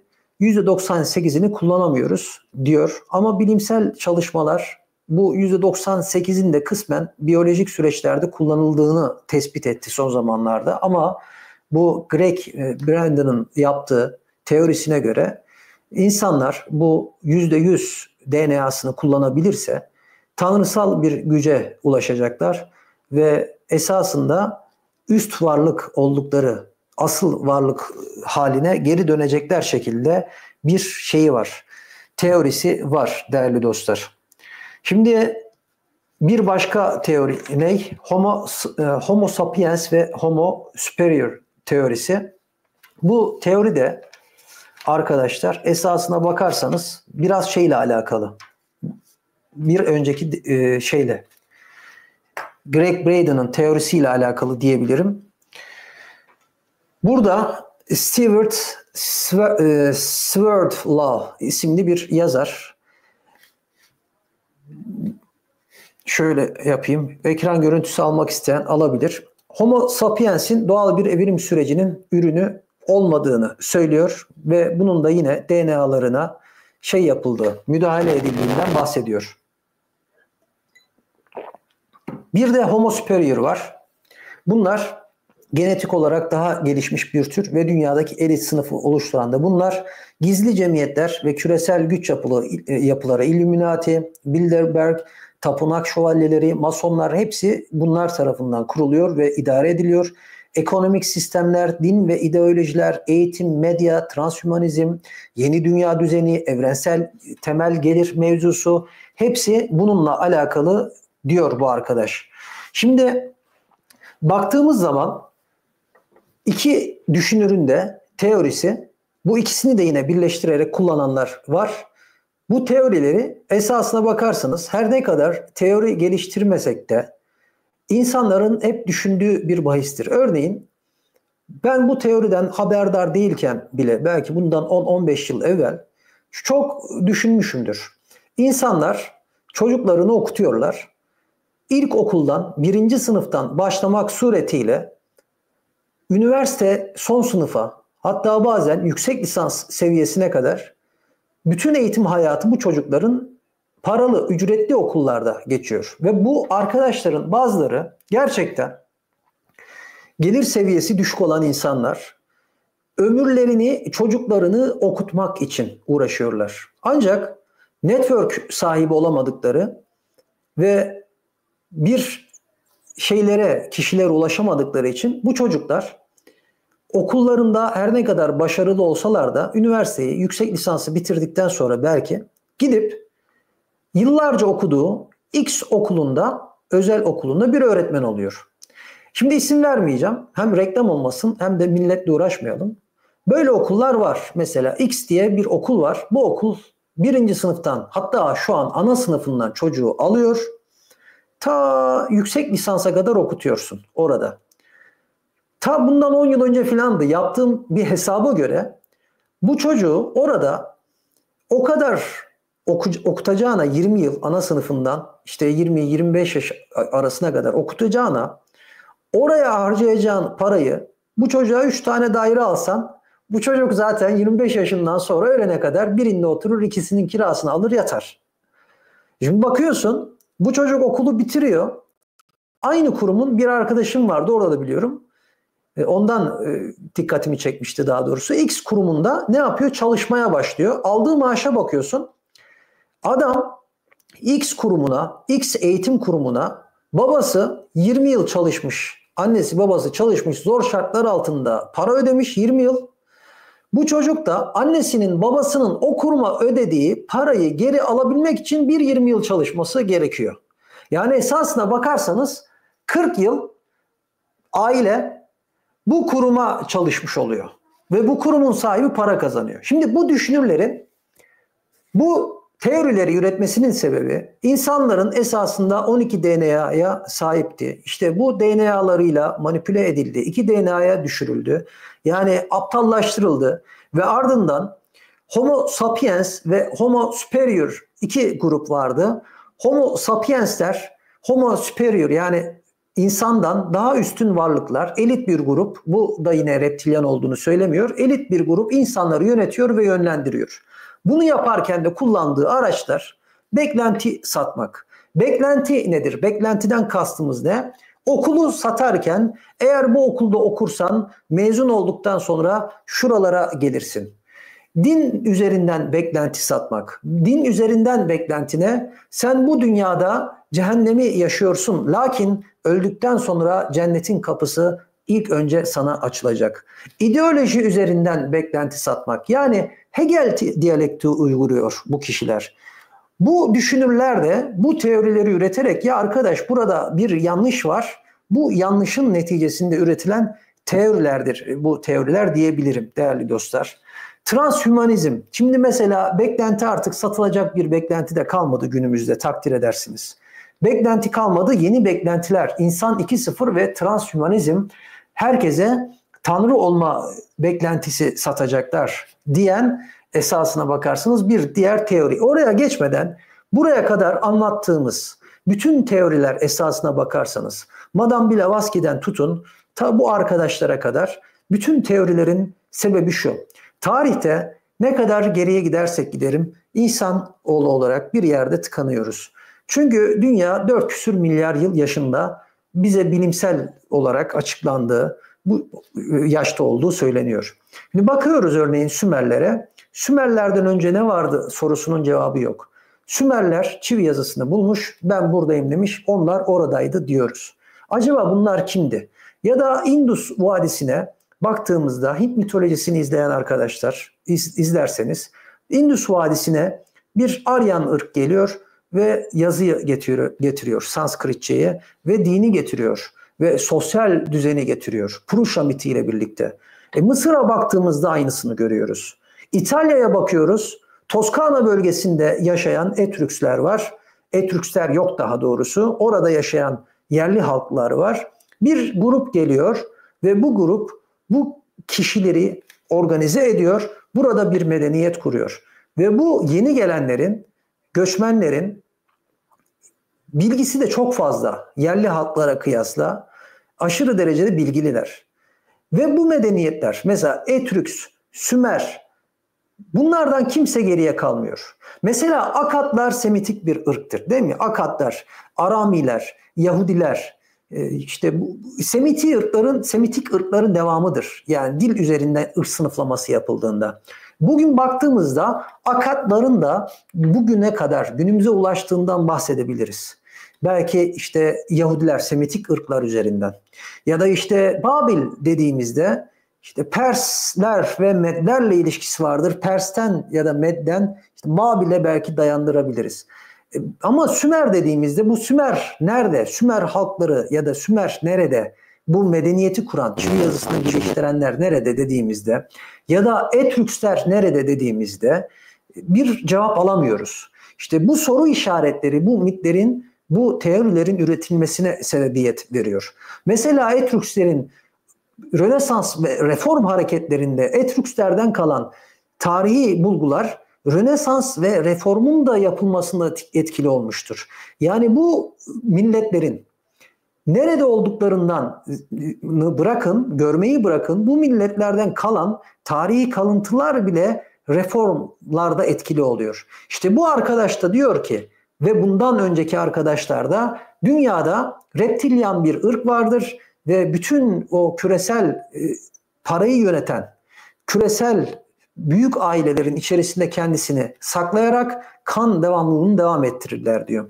Bu arkadaş reptilyan demiyor da bu Homo superior diyor. Yani Homo sapiens insanın bir üstü, daha böyle zeki ya da 2 sarmal değil 4 sarmalını kullanan varlıklar neyse bu kişiler yönetiyor diyor.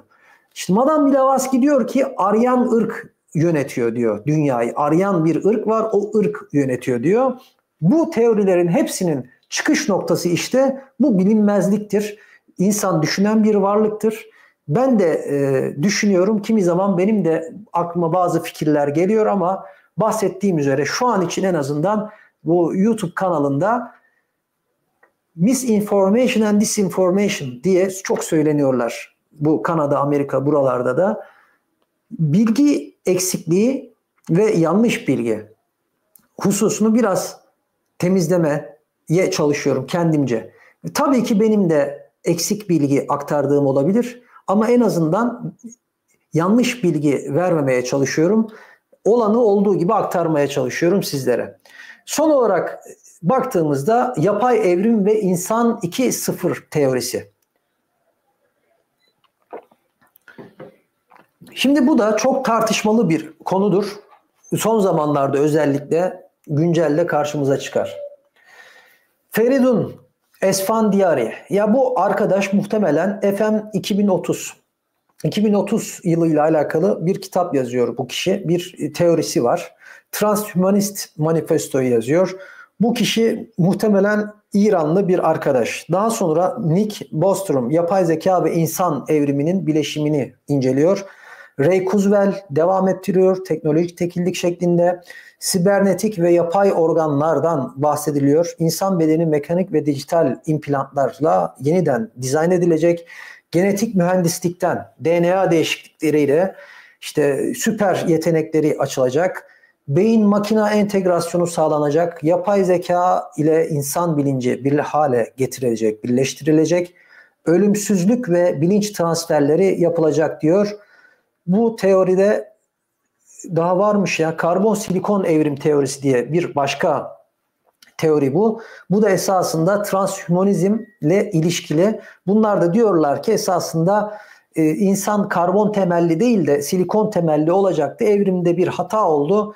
Evrimleşirken o nedenle karbon temelli oldu. Esasında silikon karbondan daha iyidir diye bir teori.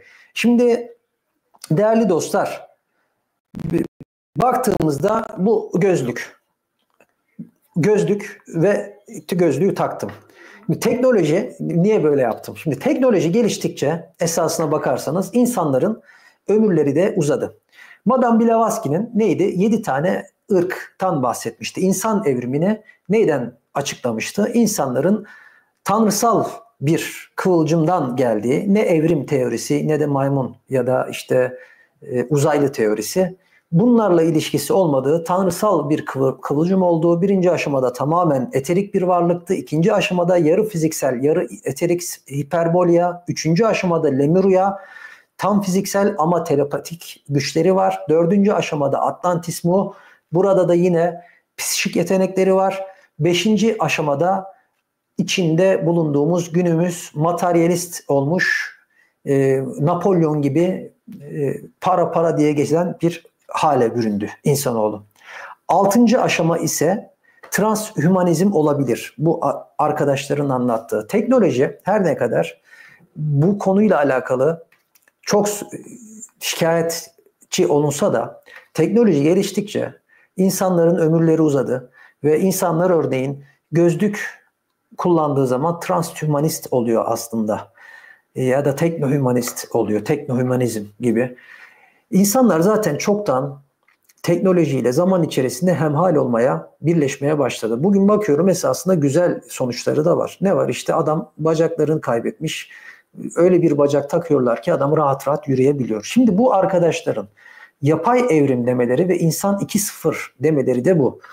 Bu arkadaşlar diyorlar ki Feridun'la başlıyor 2030 yılı bu mRNA teknolojileri, evrensel temel gelir mevzusu, transhümanizm, bunların hepsi bu arkadaşların geliştirdiği teori. Burada bir de Yuval Noah Harari diye bir yazar var. Bunun da bir 3 tane 4. kitabı da yazdı. 3'tü 4.'yü de yazdı. Belki Türkçe'ye henüz çevrilmemiştir. Çünkü zannedersem 5-6 ay önce yayınlandı. Bu arkadaş da yine bu transhümanizm, yapay, insan 2.0, yapay evrim bu grubun içerisinde. Bunlar diyorlar ki değerli dostlar, İnsan yapay bir evrim geçirecek. Bu yapay evrimi de biz yapacağız. Tanrıları yaratacağız diyorlar. İnsanın bilincini aktaracağız diyorlar.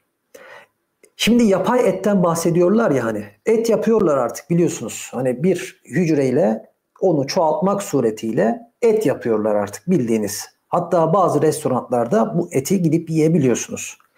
Esasında burada yapmaya çalıştıkları, bu etle yapmaya çalıştıkları bizi beslemek için et üretmekten ziyade insan bedeni üretmek. Bu etlerle.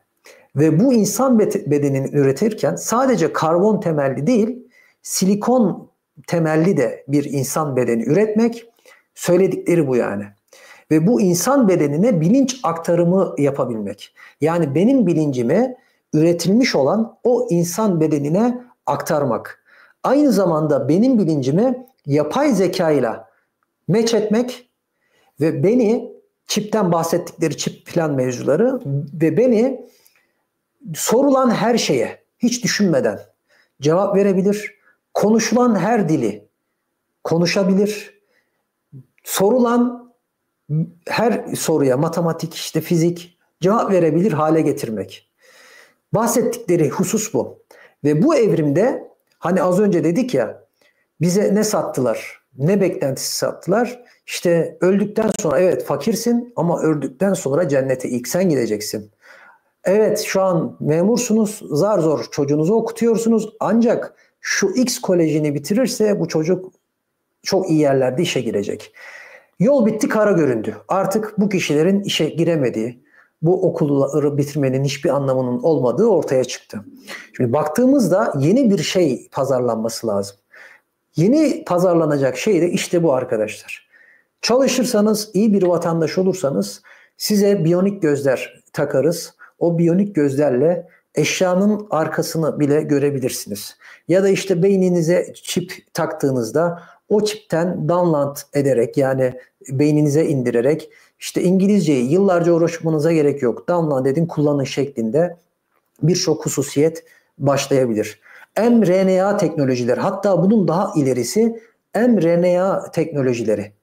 DNA, genetik mutasyonlar, genetik manipülasyonlar yapılarak ne yapılabilir? Saç renginizi bile değiştirebilirler. Bunlar bahsediliyor. Yani bu kişilerin bahsettikleri bu. Ya ben mavi gözlü olmak istiyorum. Çok kolay. Tık bir iğne mavi gözlü oldun. İşte bu yapay evrim olacak ve insanların ömürleri uzayacak. Belki de Madame Blavatsky'nin bahsettiği 5. evre olan ve sonuna yaklaştığımız bu evrenin ardından geçeceğimiz 6. evre belki de transhumanist insanların teknolojiyle birleştiği bir evre olabilir. Ama bu da benim teorim olsun. Yaptıkları tüm çalışmalar, mRNA manipülasyonları olsun, tüm çalışmalar insanlığın DNA'larında terse teperek insanların bilincini ya da kullanılmayan, eğer Madame Blavatsky'nin bahsettiği şeyler varsa, birinci evredeki spiritüel eterik insan varsa, oradan geldiysek, öyle bir gücümüz varsa bu güçlerin açılacağını ve insanların artık teknolojiye ihtiyaç duymadan, onlara ihtiyaç ya da küresel elitlere ihtiyaç duymadan birçok şeyi kendi kendine başarabileceğini düşünüyorum. Bu da benim teorim. Kitap yazmadım henüz. Onu da yazarız bir gün umarım. Evet, karbon silikon, son teoriye geleyim. Venüs ve kadim insan bağlantısı. Şimdi bunu neden sona koydum onu da bilmiyorum. Esasında bunu daha başa koyabilirdim. Lucifer'in insana özgürlük, yaratıcılık ve getirdiğini Rudolf Steiner isimli bir yazar bu da. Bu arkadaş da yine yaşlı biri. Tarih almamışım ama bayağı eski bir arkadaş. Şimdi bu arkadaş da şunu söylüyor arkadaşlar. Rudolf'un ilk yaptığı Lucifer'i gnostik metinlerle ve farklı bakış açısıyla kendi diliyle farklı yorumlaması. Prometheus, Lucifer, ışığı getiren. Lucifer ne yapmıştı? Ya da Prometheus ne yapmıştı? Yunan mitolojisinde ışığı insanlara getirmişti. Bütün mitolojilere baktığımızda ışık getiren figürü vardır. İnsanlara ışık, ateşi öğreten. Ateş ışıktır zaten. Şimdi Lucifer'in de, Lucifer şeytan, bizdeki karşılığı şeytan bu arada. Lucifer'in de insana yaptığı bir iyilik diyor bu adam. Neden? Lucifer insanın bilgi sahibi olması, bilinç sahibi olması ve özgürlüğünü kazanması için esasında bir kapı aralamıştır. İnsanlığı elmayı yedirerek. Yorumu bu şekilde bu arkadaşın. Bu dünya ancak bir hapishanedir ve bu hapishaneden çıkış ise insanlığın aydınlanmasıyla hasıl olur, gerçekleşir. Yani insanın kökenlerini bu arkadaş neye bağlıyor esasında? Teolojiye bağlıyor. Lucifer ve Lucifer'in insanları bilgiyi, özgürlüğü getirdiği ve bu dünyada olmalarının Lucifer'in onlara yapmış olduğu bir iyilik olduğunu anlatıyor. Bu dünya aydınlanmak için, tekamül için güzel bir okuldur ve eğer insan tekamülünü tamamlayabilir, aydınlanabilirse ve dünyaya bağlanmazsa, bu zindandan, dünya hapishanesinden kurtulursa eğer, Lucifer onlara bir iyilik, insanlara bir iyilik yapmış olacaktır diyor. Ama burada dikkatinizi çeken Venüs ve kadim insan bağlantısı diyoruz. Şimdi Venüs teorisi de daha sonra, hatta bu Venüs'le alakalı bir kadın var. Kadının ismi Omek miydi? Öyle bir ismi var. Bu kadın çok meşhur Amerika'da filan. Kanallık diye zaten herkes şu an vahiy alıyor bir yerlerden. Bir bana vahiy gelmedi diyebilirim. O kadar yaygın. Yani Türkiye'de, dünyanın her yerinde insanlar vahiy alıyor arkadaşlar. Şimdi bu kadın da Venüs'ten vahiy aldığını iddia ediyor. Şimdi bu Venüs'ün hadisesi nedir? Venüs'te yine Lucifer ve Venüs nasıl bir araya getirmiştir? Bu Venüs'ün iki hali vardır. Bu sadece Yunan mitolojisinde yoktur. Sümer mitolojisinde de vardır. Venüs'ün güneş doğmadan önce göründüğü bir pozisyon vardır. Bu pozisyona Lucifer pozisyonu, ışık getiren Prometheus pozisyonu derler. Ve bir diğer pozisyonu ise güneş battıktan sonra görünen pozisyonudur. Buna da Afrodit derler. İşimiz Afrodit değil ama hani Venüs'ünle nasıl ilişkilendirildiği Lucifer'in. Sümer'de de geçer bu. Sümer'de de İnanna ve İştar pozisyonudur. Güneşten önce Venüs çıktığında İştar'dı herhalde, yanlış hatırlamıyorsam. İştar pozisyonundadır. Güneşten sonra İnan'ladır göründüğünde. Tabii ki her gün bu şekilde görünmüyor. Çünkü kimi zaman önüne de geçebiliyor ya da Merkür geçebiliyordu. Tam hatırlayamadım şimdi ama. Şimdi bu Lucifer pozisyonunda olması, Lucifer olarak isimlendirildiği için, ışığı getiren olduğu için Venüs ve Lucifer bir araya getiriliyor. Ve bu yine çok bilinen Amerika'daki OMEK gibi temsilcileri diyorlar ki Venüs bir zamanlar Dünya gibi bir gezegendi. Ve Venüs'te yaşanılan bir doğal afet sonucu Venüs yerle bir oldu, yaşanılmaz hale geldi. Ve Venüs'te hayatta kalan kavimler, insan toplulukları oluk oluk dünyaya hareket ettiler ve bugünkü insan topluluklarını oluşturdular. Lüsiferyen bilgi de işte kanal yoluyla bize geliyor. Ve bizim aydınlanmamız için Lucifer bizi yönlendiriyor şeklinde bir teori var ve insanların kökenlerini de bu teoriye göre Venüs yıldızına bağlıyoruz arkadaşlar. Yani insanın geldiği yer Aden cenneti, insanın geldiği yer işte Naga, insanın geldiği efsanevi şehir Hiperborea, Shambhala, Agartha, hepsi buraya, Lemurya, hatta Atlantis ve bu mevzuları bile Venüs'te yaşanan hadiselerdir gibi böyle bir sürü aktarım var. Bu teoride onlardan biri değerli dostlar. Şimdi biraz şeye bakalım, yorumlara bakalım. Eğer bir soru varsa bunlara cevap verip yayını bitirelim. Evet, nereden bakalım şöyle bir. Nora Borçlu, Yusuf Enlil insanı yaratma. Enlil'in yaratım hadisesi Yusuf, evet. Enlil'in yaratım hadisesi zaten aynı kil ve özünden. Tanrısal bir özden yaratıyor. Daha sonra tanrısal öz akatlarda tanrısal kana dönüyor. İnsan yaratılırken ilk etapta tabi bazı Sümer şehirlerine göre insanı yaratan Enlil değil, Enki ve Ninhursag'da herhalde. Ninhursag'ın birlikte yaptığı bir çalışma. Ama Enlil'in, her şehrin bir tanrısı var ya, Enlil'in ön plana çıktığı şehirde Enlil'in yarattığı söyleniyor ve söylediğin gibi insanın yaratılması hadisesi kil, yani toprak, çamur ve tanrısal bir öz.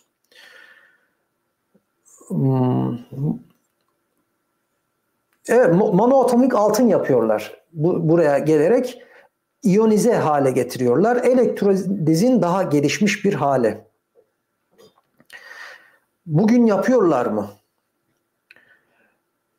Kırba derler.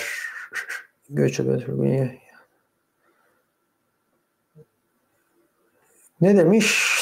Aleyküm kemküm, aleyküm kemküm de güzelmiş bu arada. Ya yanık yaralarında gümüş iyodürlü krem kullanılır. Yaraların daha hızlı iyileşmesini sağlar. Evet, gümüşün birçok etkisi var. Gümüşün işte o suyu falan da yapılıyor ama tabii bu tarz şeyleri kullanırken dikkat etmek lazım. Çünkü elektroliz esnasında mikrop, bakteri üretebilir bu tarz şeyler.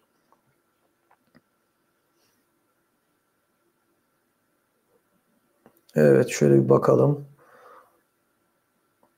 Nano altın var ama atomik düzeyde değil.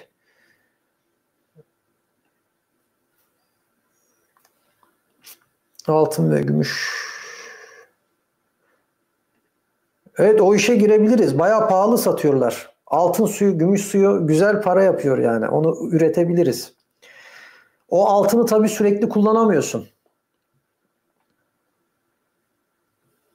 Özellikle Ormus hazırlayanlar çok şey yapıyor. Ormus hazırlayanlar iyi paraya satıyorlar. Yani Zeycan, Agartha uzaylılar falan varsa artık hani ben de isterim. İki muhabbet etmeyi isterim. Varsa gelsinler artık yani. En temelinde kuantum sıçrama var. Yaşamın en temelinde kuantum sıçrama var. Yani teknolojik olarak çok ilerlemiş gibi görünüyoruz ama daha iki atomun nasıl bağlandığını açıklayamıyoruz. En temelde kuantumu ister istemez kabul etmişiz. Yani bu insanların bilinçler seviyelerinin kolektif olarak zaman zaman arttığını iddia eden teoriler de var. Ve bilinç sıçraması aynı kuantum sıçrama gibi yaşanılacağını önümüzdeki günlerde, önümüzdeki süreçte yaşanılacağını söylüyorlar.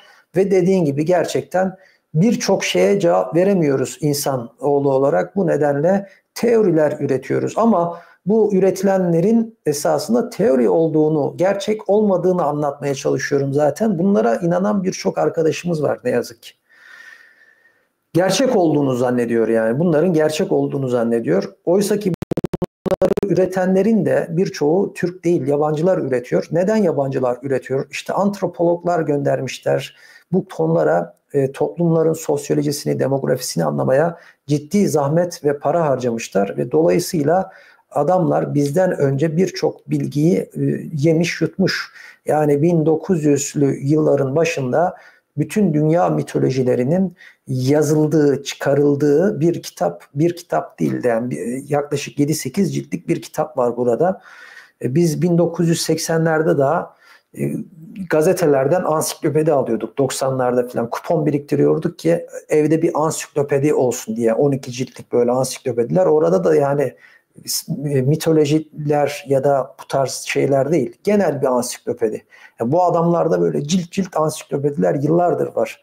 O yüzden daha fazla okumamız lazım ki biz de bir şeyler üretebilelim, teori üretelim, bir şeyler dünyamızı geliştirmemiz gerekiyor.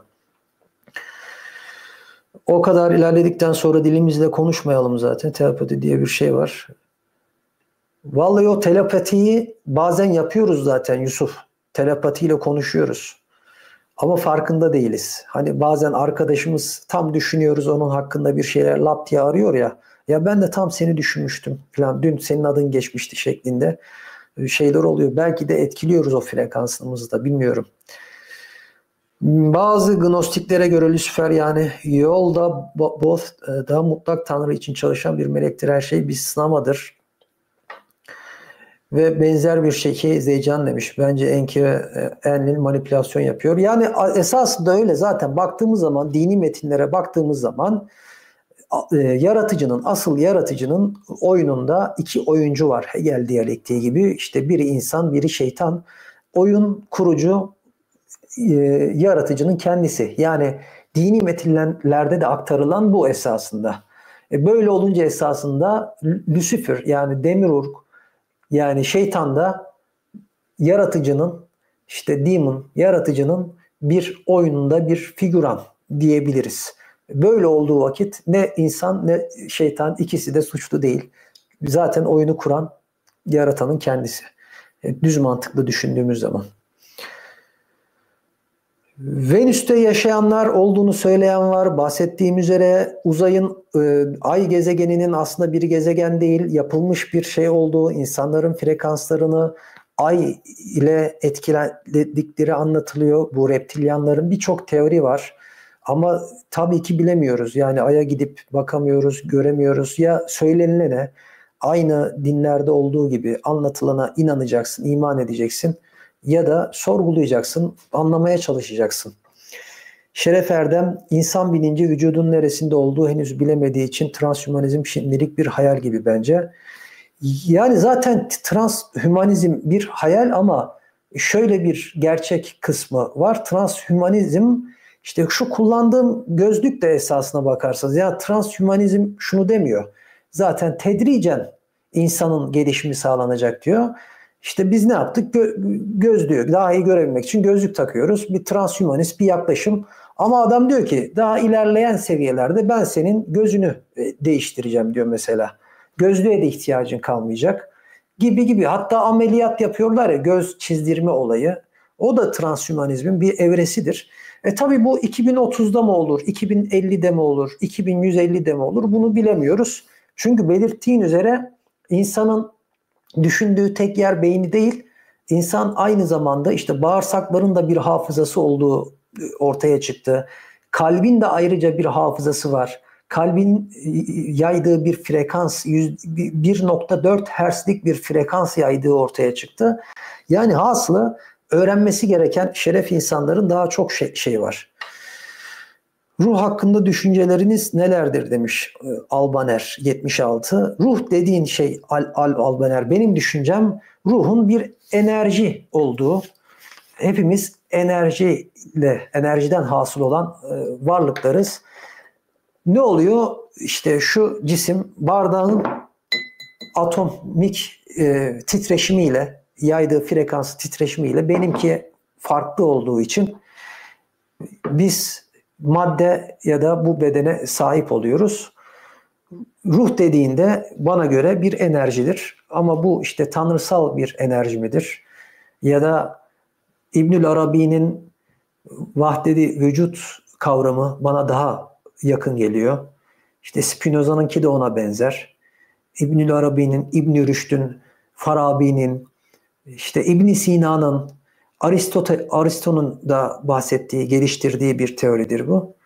Yani günümüzden, geçmişten günümüze gelen, hatta bazı dini metinlerde de aktarılan, işte Allah'ın ya da yaratıcının insanları kendinden, nurundan, daha doğrusu kendi ışığından yaratmış olması gibi baktığımızda ben de bu sudur teorisine, bu tarz konulara daha yakın duruyor gibiyim.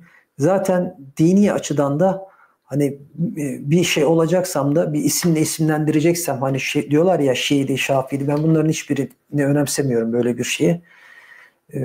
Melamiliği tercih ederdim, öyle söyleyeyim yani. Bana göre ruh enerjidir değerli dostlar ve enerji yoktan var edilemez, vardan da yok edilemez. Yani enerjiyi yok edemezsin, var da edemezsin.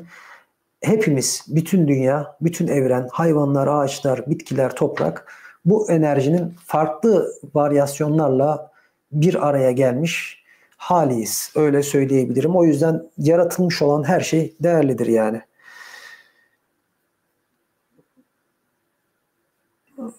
Profesör Türker Kılıççı insan beyninin haritasının çıkarıldığını söyledi. Bence çok uzak değil hiçbir şey. Şeyin bahsettiği, ama Şeref Erdem'in bahsettiği insan beyninin haritası değil de insanın sadece zihniyle, yani beyniyle düşünmediğinden bahsediyor. İnsan beyninin haritası çıkarılmış olabilir. Yani insanın vücut, bedensel bir bütünlüğü ve kimi zaman hani derler ya mideden geçer diye bir söz var ya, sevgi aşkla alakalıydı herhalde. O mideyle de günü geldiği zaman insan mideyle de düşünüyor diyor. O yüzden transhümanizm biraz sekteye uğrayabilir diyor. Şimdi haklı olduğu yer de var. Mesela ekonomik kriz olmadan insanlar, mesela oy verdiği kişinin ne yapıyor? Süleyman Demirel'in bir sözü var ya, işte tencere seçim kaybettirir diye. İnsanların midesi boşaldığı zaman, tencere boşaldığı zaman işte seçim öyle kaybediliyor. Yani insanlar, Şeref'in söylediği, midesiyle de düşünebiliyor kimi zaman kalbiyle de düşünebiliyor. Bahsettiği, kastettiği anladığım kadarıyla bu. Evet dostlar.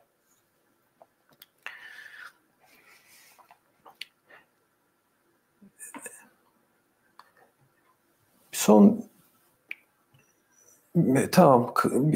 Arzu Demir demiş ki enkarnasyon, reenkarnasyondan. Zaten hepimiz buraya enkarne oluyoruz. Bunu kutsal kitaplarda, dini metinlerde bunu yazıyor. Buraya bir yerden gelmek, dünyada enkarne olmaktır. Yani en son kitap, işte eti kemiğe büründüm, Yunus diye göründüm bahsi zaten bir enkarnasyondur. Senin sormak istediğin herhalde reenkarnasyon, yani enkarnasyonun tekrar tekrar devam etmesi süreci. Kur'an-ı Kerim'de de esasına bakarsanız insanın bu dünyaya bir kere gelip bir daha gelmeyeceğiyle alakalı bir bahis yoktur.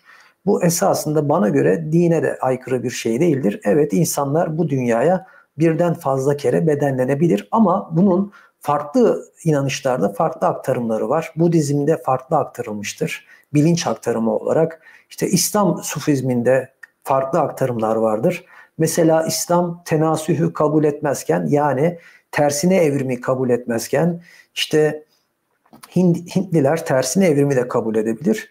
Ben daha çok hani bilinçli bir varlık olarak bu dünyaya, aynı bilinçle değil ama farklı şekillerde, enerji yok olmayacağı için zaten insanın dünyaya tekrar ya da bir yerde tekrar bedenlenmemesi ya da var olmaması mümkün değil. enerji yok olmayacağı için ben bir enerjisel varlık olduğumu düşünürsek ya bu dünyada ya başka bir dünyada bir yerde yine var olacağım günün sonunda. Temur, başka yayına gittik geldik. Melamilikten yakaladım tekrar. Evren tanrıdır. Cılardan mısınız? İlginç ve kısmen mantıklı bir yaklaşım. Evren tanrıcılardan değil de mantıklı bulduğum bir yaklaşım. Yani çünkü bunu aynı zamanda neyle de açıklayabiliyoruz? Termodinamikle de açıklayabiliyoruz. Bugün mesela fizik bile teorik fizik dediğiniz esasında şu an bildiğiniz mitoloji üretiyor. Kanıtlayamıyor ama üretiyor adam. Yani bilim çerçevesinde, bilim altında ele alınan teorik fizik adam anlatıyor. İşte kuantum, termodinamik, enerji yok edilemez, yoktan var edilemez. İşte süperpozisyonlar, kuantum süperpozisyon hadisesi ve eğer 0 Kelvin entropi olduğunda her şeyin potansiyel bir varlık haline geleceği, her şeyi içinde barındırırken ve hiçbir şeyin mevcut olmadığı, yani kinetik enerjinin, potansiyel enerjinin kinetik enerjiye dönüşmediği bir hal, 0 Kelvin ve evrenin genişlemesi. Dolayısıyla bir varlık, bir yaratıcı varsa kökü ezelde, dalı ebedde nedir? Bu evrenin tamamı ondan teşekküldür diye düşünüyorum. Yani sudur teorisi biraz daha mantıklı geliyor bana. Öyle söyleyeyim. Evet, Şeref Erdem, bilinç dediğim bir ruh demiş aynı anlamda Zeycan. Şeref Erdem diyor ki bilinçten kastım benim esasında ruhtu diyor. Son şeylere bakıyorum arkadaşlar. Kapatacağım. Neredeyse 2 saate yaklaştı. Elit diye tanımlayan kişilerin insanların bilincine müdahale, rüyalarını yönetmeye, yani herkese bir dönem geldiğini gösterecekleri söyleniyor. Elitler dedikleri, küresel elitleri, kimileri reptilyan, kimileri Homo superior olarak adlandırdıkları, bahsettiğin üzere ne yapıyorlar? İnsanları manipüle ediyorlar. Manipüle etmeleri sadece rüya falan da değil, gerçek hayatta da manipüle ediyorlar Arzu. Hızlı geçeceğim. Temur ve Aleyküm Kemküm, sonradan mı geldiniz siz? Başka yayına mı gittiniz? Ne yaptınız? Benimki biraz uzun sürdü tabii. Evet arkadaşlar. Serap Çakır, Temur tekrar teşekkür ederim desteğin için. Değerli dostum. Evet arkadaşlar. Ne yapalım? Yavaştan kapatalım. 2 saat oldu. Bir sonraki hafta cumartesi günü yine bir mitolojilerle devam edeceğiz. Daha sonra Yahudi mitolojisini de ilerleyen zamanlarda bitirip bu mitoloji bahsini kapatacağız. Başka yayınlara geçeceğiz değerli dostlar. Bildiğiniz üzere yine haftaya yine cumartesi günü Türkiye saatiyle saat 10 çeyrek 10:20 gibi canlı yayına geçeceğiz. Evet dostlar, bugün yayına katıldığınız için teşekkür ederim. Gerek bu canlı yayın esnasında gerek de daha sonra izleyen arkadaşlar yayını beğenir, paylaşır, sosyal ağlarında paylaşırlarsa sevinirim. Aynı zamanda katıl üyesi olarak destek veren arkadaşlara da teşekkür ederim. Temur gibi canlı yayın esnasında da yine destek veren arkadaşlara teşekkür ediyorum. Bir sonraki hafta cumartesi günü Türkiye saatiyle saat 10 çeyrek gibi görüşmek temennisi ile hepinize esenlikler diliyorum değerli dostlar. Kendinize iyi bakın, hoşça kalın.